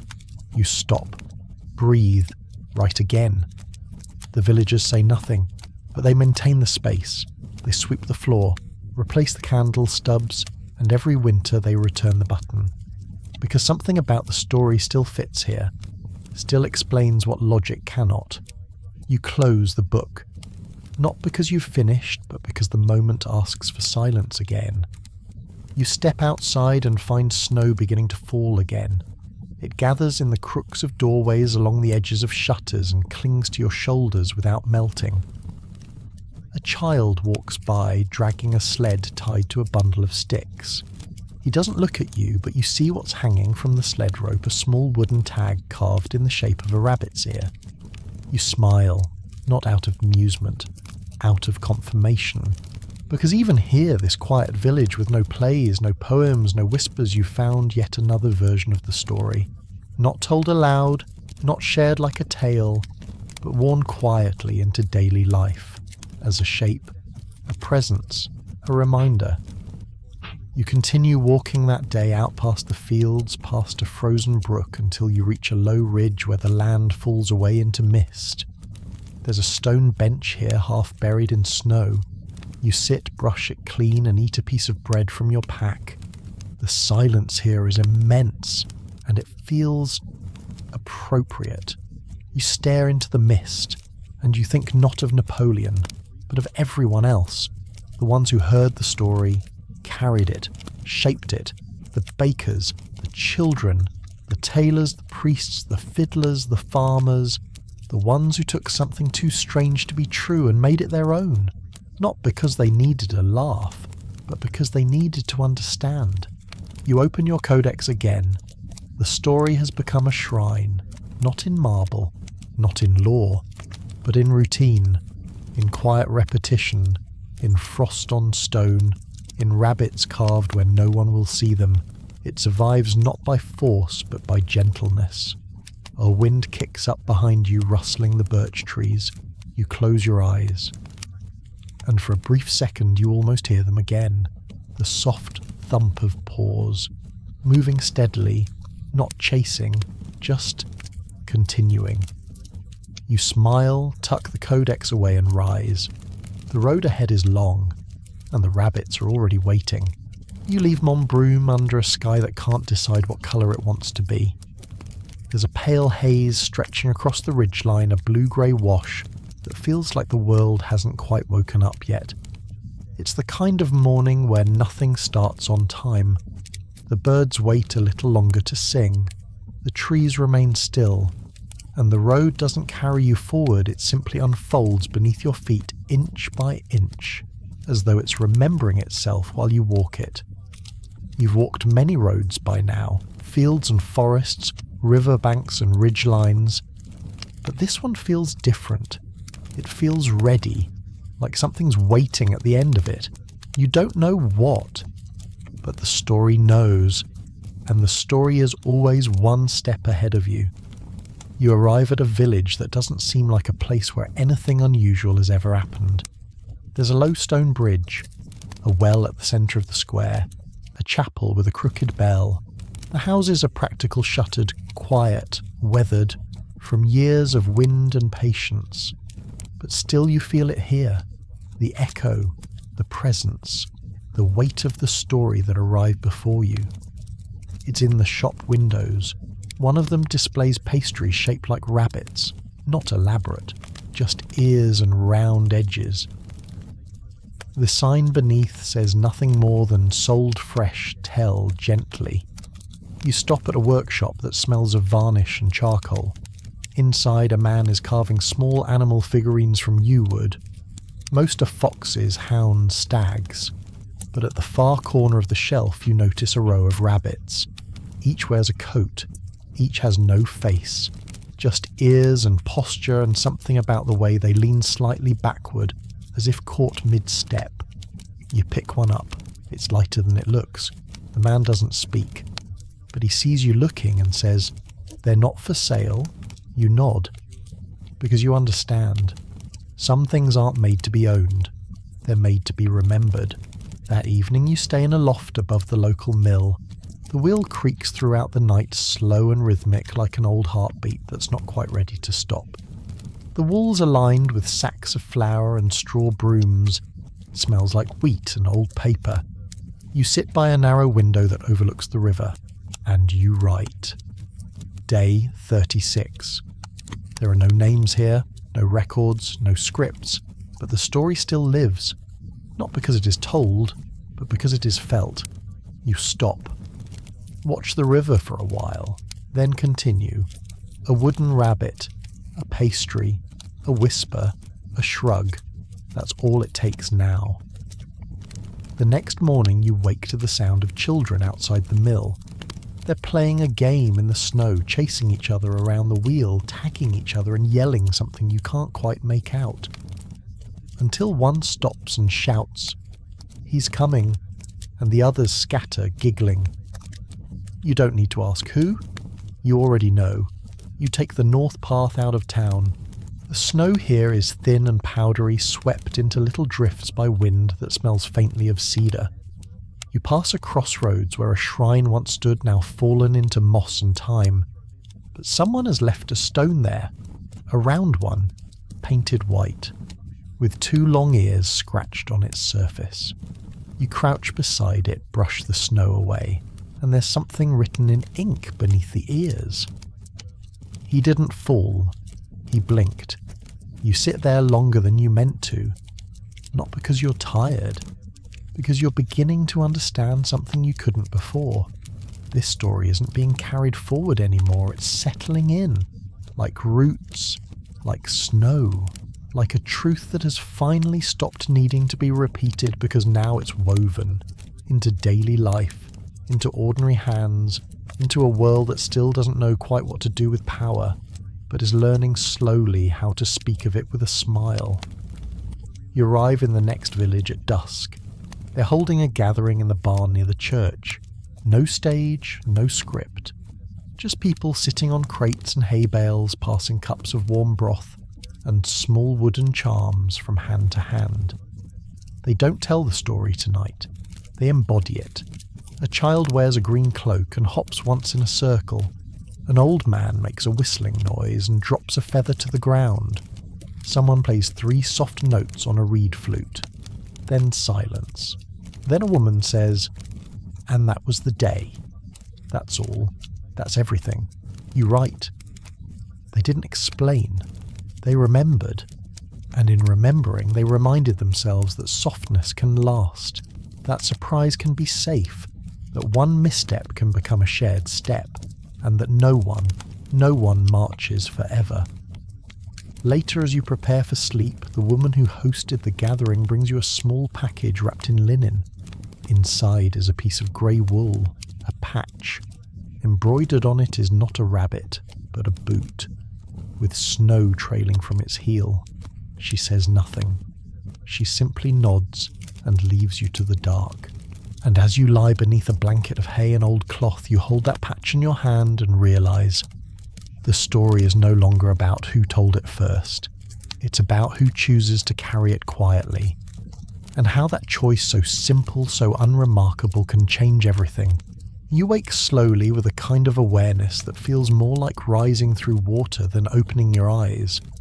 The morning air is still heavy with fog, the kind that muffles sound and slows the world.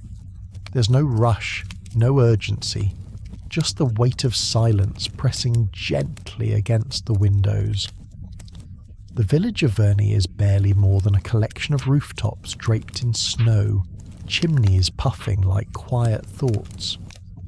Last night you sat in a circle of stones with villagers who didn't tell the story out loud, but somehow made you feel it more clearly than any words ever had. It's not something you can explain, not even to yourself. You sit up, pull the wool blanket tighter, and reach for your codex. Day 37. Last night the story didn't speak. It breathed. It wasn't told. It was shared. Not like passing a message, like passing a hand over a shoulder. Soft, familiar, assured. You dress slowly. The room smells of candle wax and wood polish. Downstairs someone is sweeping. The broom bristles move across the floor like a metronome. You step outside, boots crunching against snow that's begun to crust. The fog is thicker today. The road is barely a suggestion beneath it. You follow it anyway. You've stopped worrying about where it leads. The story is no longer a path, it's a presence. And presence, you've learned, doesn't need direction. It needs only attention. Mid-morning, you pass a frozen pond framed by 2 trees bent inward, almost touching. You stop, not because of the view, but because someone has built a snow rabbit at the edge of the ice. It's crude, just lumps of packed snow and 2 sticks for ears. But it's sitting upright, facing the road, and someone has placed a green button where its heart might be. You walk to it slowly. No one is around, you don't touch it, but you bow your head, because here again the story waits, not loud, not formal, not even remembered in full, but simply present, as though the land itself has decided to hold on to it. You keep walking. At the edge of a grove, you find an old man gathering twigs. He looks up and says, "If you're heading toward Les Pins, take the left fork. The right one leads to the river and the bridge is down." You thank him. He squints at you. You've heard it, haven't you? You pause. "I've carried it." He nods, not surprised.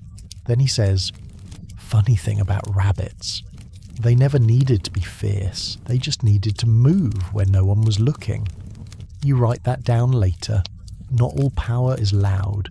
Some of it happens when no one is watching. And once it's happened, you can't unsee it.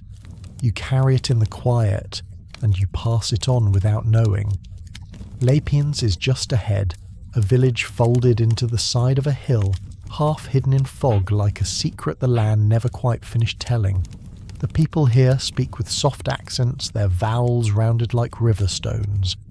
They welcome you with bread and a fire already burning. You stay in a stone house owned by a retired midwife. She doesn't ask why you've come. She just sets down a plate of food and tells you they still keep it alive here. But not in words, not in paper. You ask how, then she just taps her temple, in the way we think she says, in the space we leave for the unexpected.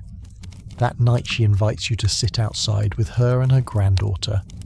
The child brings out a blanket stitched with strange shapes, loops, and curves, and what looks like paws. The girl says it's for remembering the day the world changed without shouting. You nod and ask what she means. She says Mama says it was the day someone important didn't win or lose. He just stopped. You ask if she thinks that made him weak. She shakes her head. No, it made him part of the story instead of above it.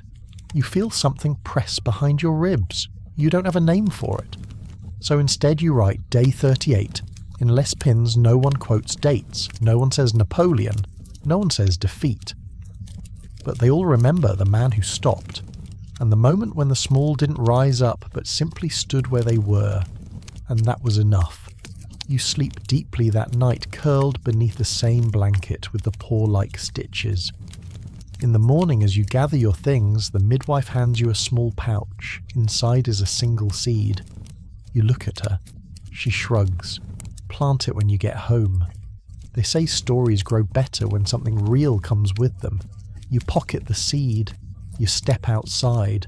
The fog is lifting now. The road shines ahead, silver and quiet. And as you walk, you realize something else. The story hasn't followed you this far. It walks with you now. It matches your steps. It moves in your breath. It is not ahead or behind. It is in you, not as noise, not even as memory, but as rhythm. And that rhythm, steady and soft, will continue long after your boots have stopped, long after your notes are closed, long after the world forgets who first stepped back, because the story doesn't end in silence. It becomes silence. And from that silence it begins again. You wake with the smell of bread in the air. Soft, earthy, and slightly sweet. There's no better scent to stir you from dreams. You sit up slowly beneath the patched wool blanket, letting your legs dangle for a while, before reaching for your boots. The morning sun filters through the wooden shutters in pale ribbons, and outside you can already hear the quiet rhythm of the village beginning its day. This one is called La Terre Basse, a low land as the name suggests, surrounded by gently sloping fields and winter-thin orchards. You arrived here yesterday evening, tired, silent, and were taken in without hesitation by a baker and her teenage son.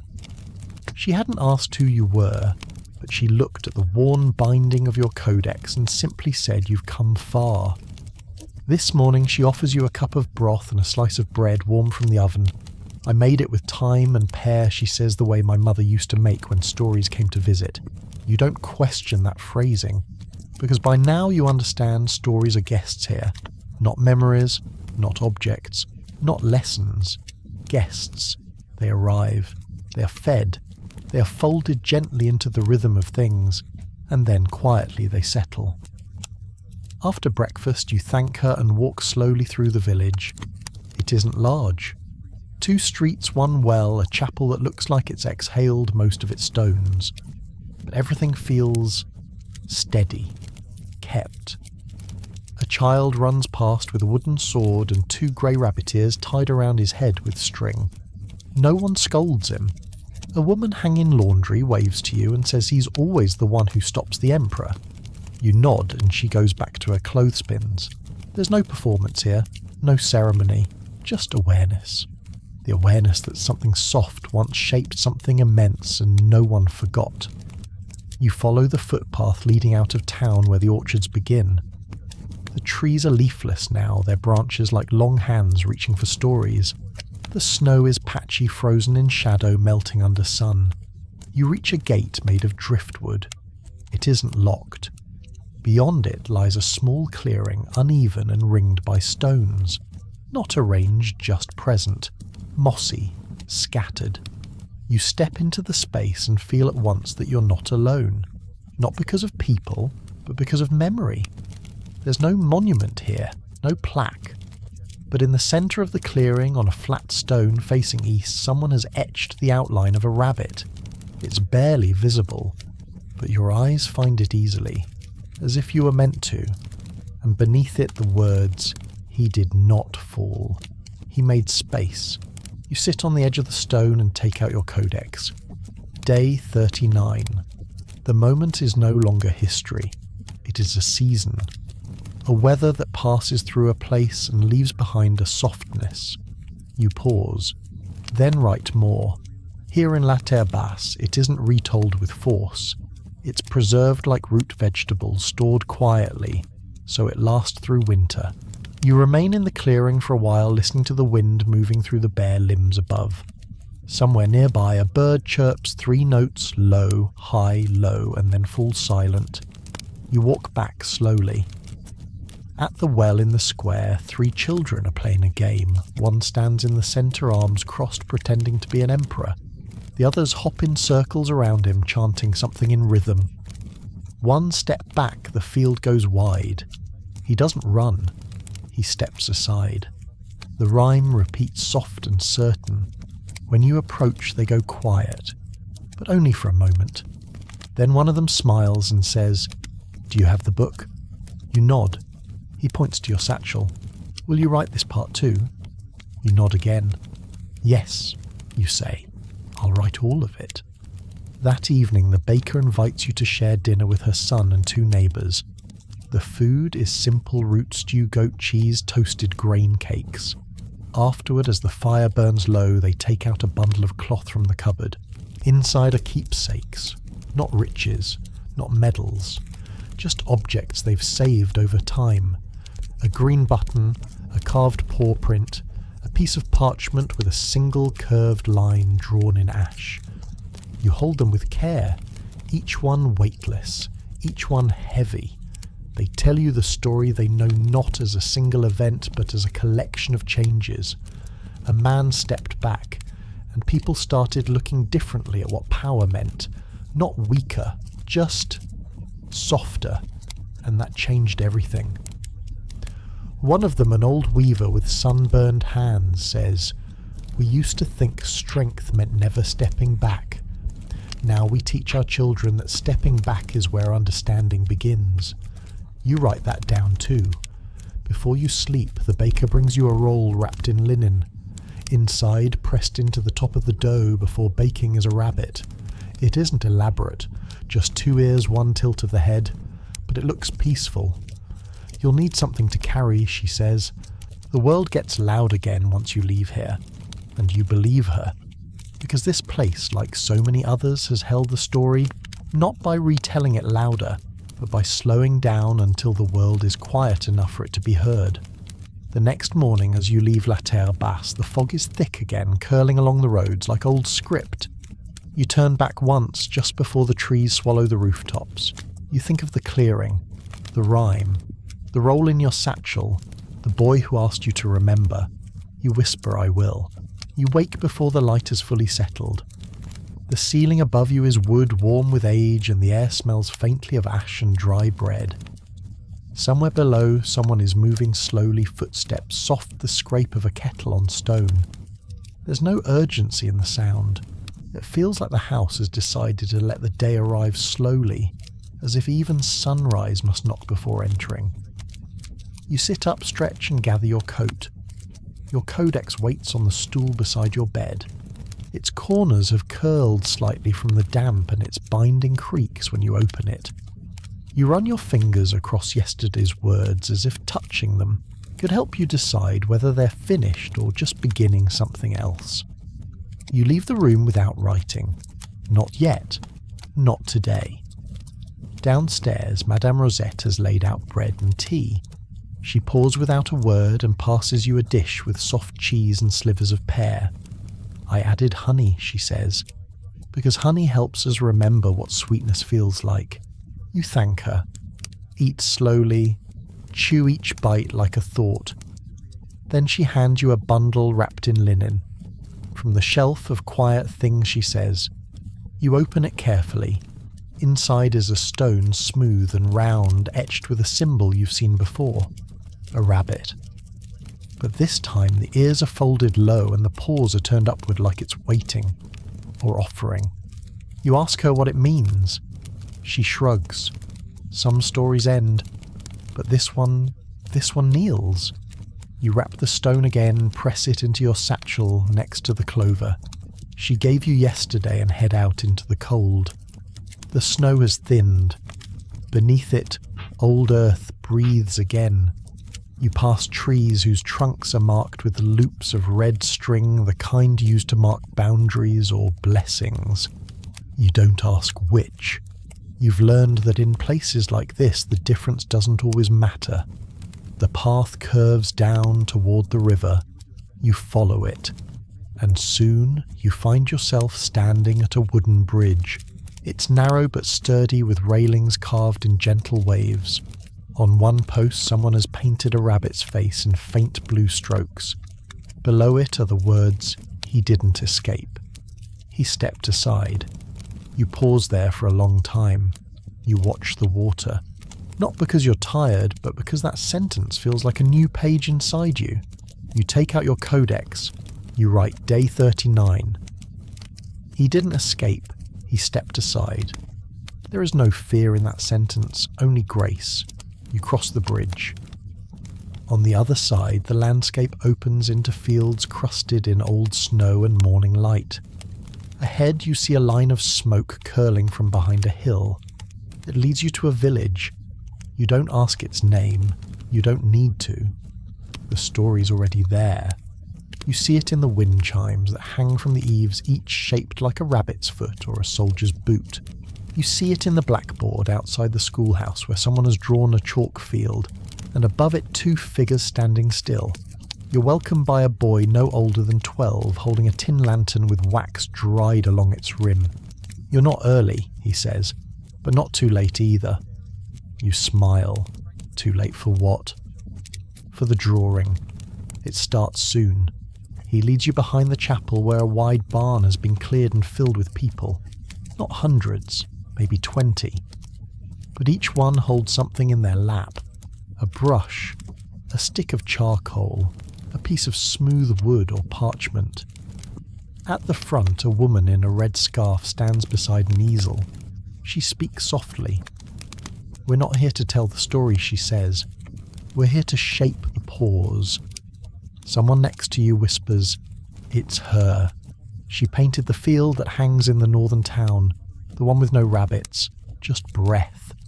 You're handed a piece of paper, a stub of graphite, no prompt, no rule. Only this draw what the pause felt like. You sit on a bench near the back, and you close your eyes. You remember the way his foot moved, not back but away. You remember the shape of stillness that came after the rustling. You remember what it's like to feel history bend, not break, not crack, not shout, but bend gently like a reed in water, and you draw a single shape, a curved line, and across it a shadow soft and open. You don't know what it is, but when you finish your hands are still, and everyone else is still too. No one speaks.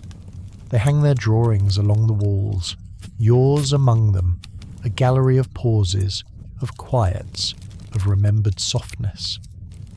That night you stay in a hayloft above the barn. The wind whistles through the boards, and you fall asleep beneath a row of drawings that don't explain the story, but offer 100 ways to feel it. Before sleep takes you, you write. The story has become a canvas, and no one paints the same shape twice, because no one saw it the same way, but they all saw something. And that is how we remember, not by agreement, but by echo.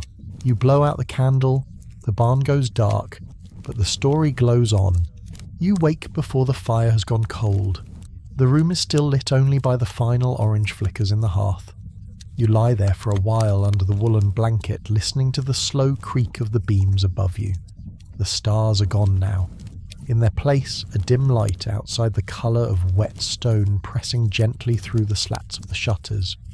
No one moves downstairs, no footsteps, no clinking of spoons, no early voices rising with the steam of tea.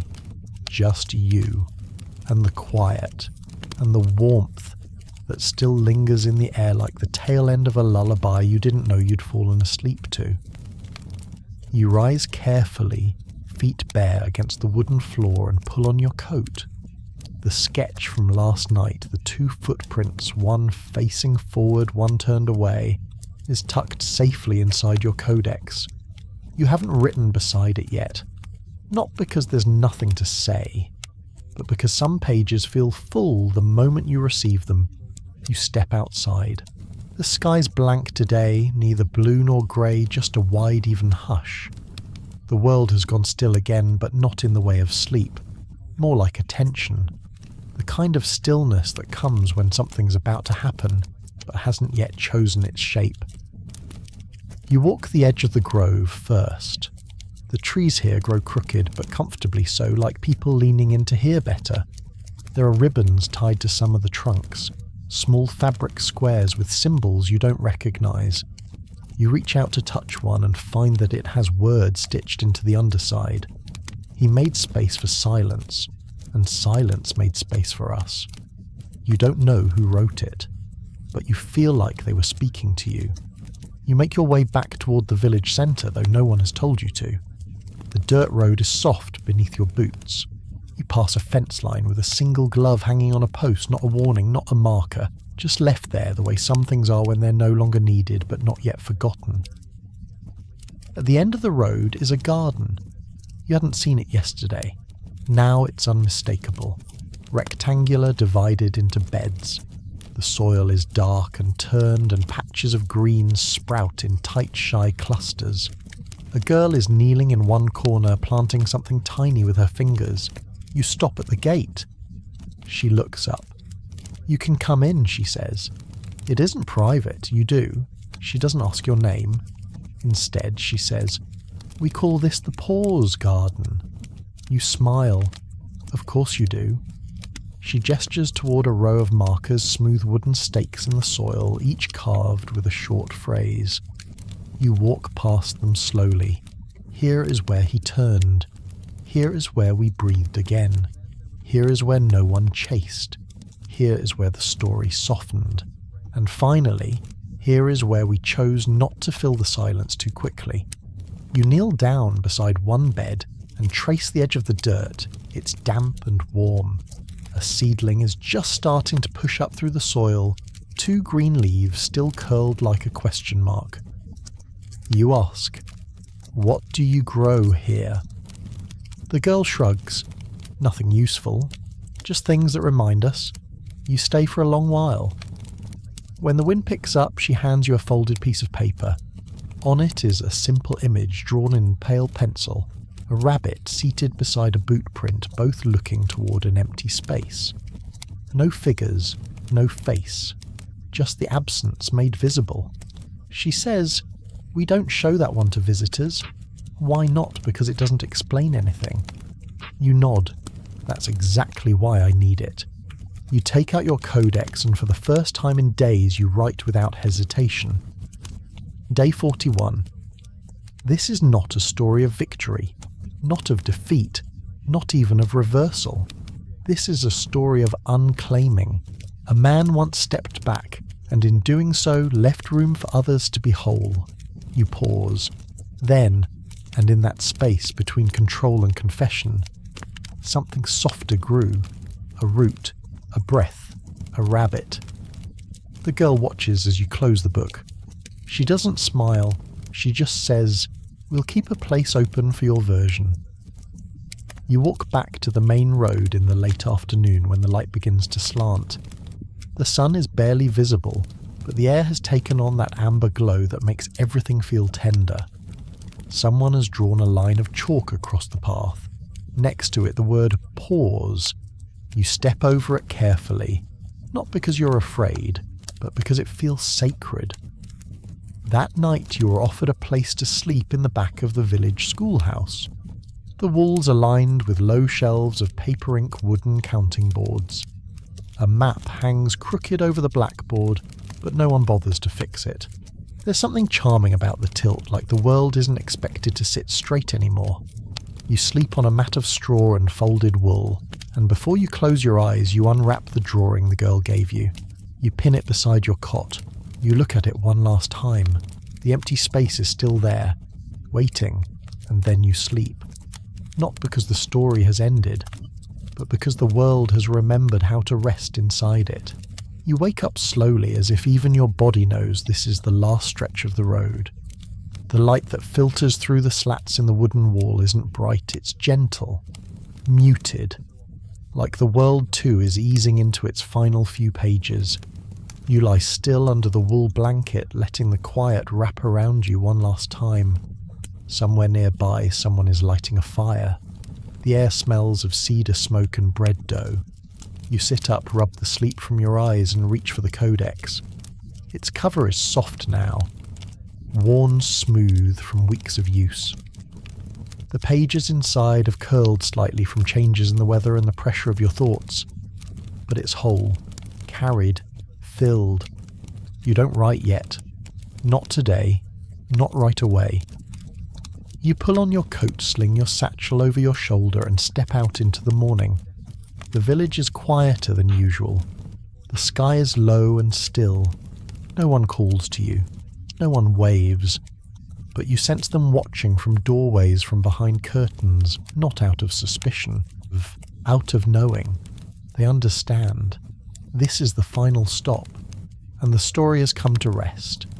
You follow the path behind the schoolhouse, the one the girl told you about yesterday, the one that leads to the high field. They said it wasn't marked on any map, that people didn't talk about it much anymore, not because they forgot, but because they didn't want to define it too tightly. It's a place where the story exhaled, one woman said, where it found its shape, then let go of it. You climb the path, slowly passing the garden from yesterday, now glistening with frost. Some of the sprouts have pushed higher through the soil, their tiny green leaves curled like they're still thinking. You tip your head in their direction and keep going. At the top of the hill you find it. A bench, stone, long, flat and mossy in places but clean, waiting. Beside it sits something small and simple, a figure carved from ashwood about the size of your hand. It's not a rabbit, not a man, not a soldier. It's a curve, a shape bent forward, not in pain, in offering. You sit beside it. You take off your coat and set your satchel down. You close your eyes and breathe, long, slow, the kind of breath you only remember to take when you've finally stopped moving. And for the first time in days, maybe weeks, you do nothing. You don't think about where the story started. You don't think about the rabbits. You don't even think about Napoleon. You just sit, and the story comes to sit with you. Not in memory, not in thought, just presence, like a shadow that's not cast by light but by feeling. And when you do open your eyes, you take out the codex one last time. You let the paper settle on your knees, and you write. Day 42. I don't know if this is the end of the story, but I know this is where I stop walking with it. It no longer needs my feet. It has grown wings made of paws. This is not a finish. This is a folding, like cloth, like bread, like silence after a song. You close the book, you press your hand against the cover, and you hold it there, just to feel its warmth. A child arrives behind you barefoot in the grass, holding a bundle of linen. She walks quietly without startling and places it next to the wooden figure. Then she sits cross-legged in the grass, says nothing. You say nothing back. After a while she speaks. Are you the one who collected it? You nod. She doesn't ask your name. Instead she says, then it will know how to carry itself now. You smile. Yes, you say. It already does. You offer her the codex. She shakes her head. We don't need the words, she says. We need what they leave behind. Then she rises and leaves you with a story, not as weight, not as task, but as presence. You stay on the bench for another hour. You let the air change around you. The clouds shift slightly. A soft breeze moves past. The frost melts from the edge of the bench. One droplet falls onto your boot. You don't move. You take the seed from your pocket, the one from the boy miles ago, the one you've carried through rain and sun and fields, and you plant it there, just below the bench. You don't mark the spot. You don't make a ceremony of it. You simply trust that something soft will rise. You leave the bench in the late afternoon. On the way down the hill, you pass a sign someone's tied to a post, using twine and a strip of bark. The handwriting is messy. The ink is faded, but it reads, some stories are not told. Some stories are sat beside. You stop, you touch the bark, and you say nothing, because nothing more needs to be said. You return to the village, stay one more night. Not because there is more to find, but because you are finally empty, in the way that means full, in the way that means ready. The next morning you do not walk on. You simply stop walking. You take off your coat, you leave it behind, and you sleep. Not because you're tired, but because the story has settled, like dust on a windowsill, like moss on stone, like snow just before it melts.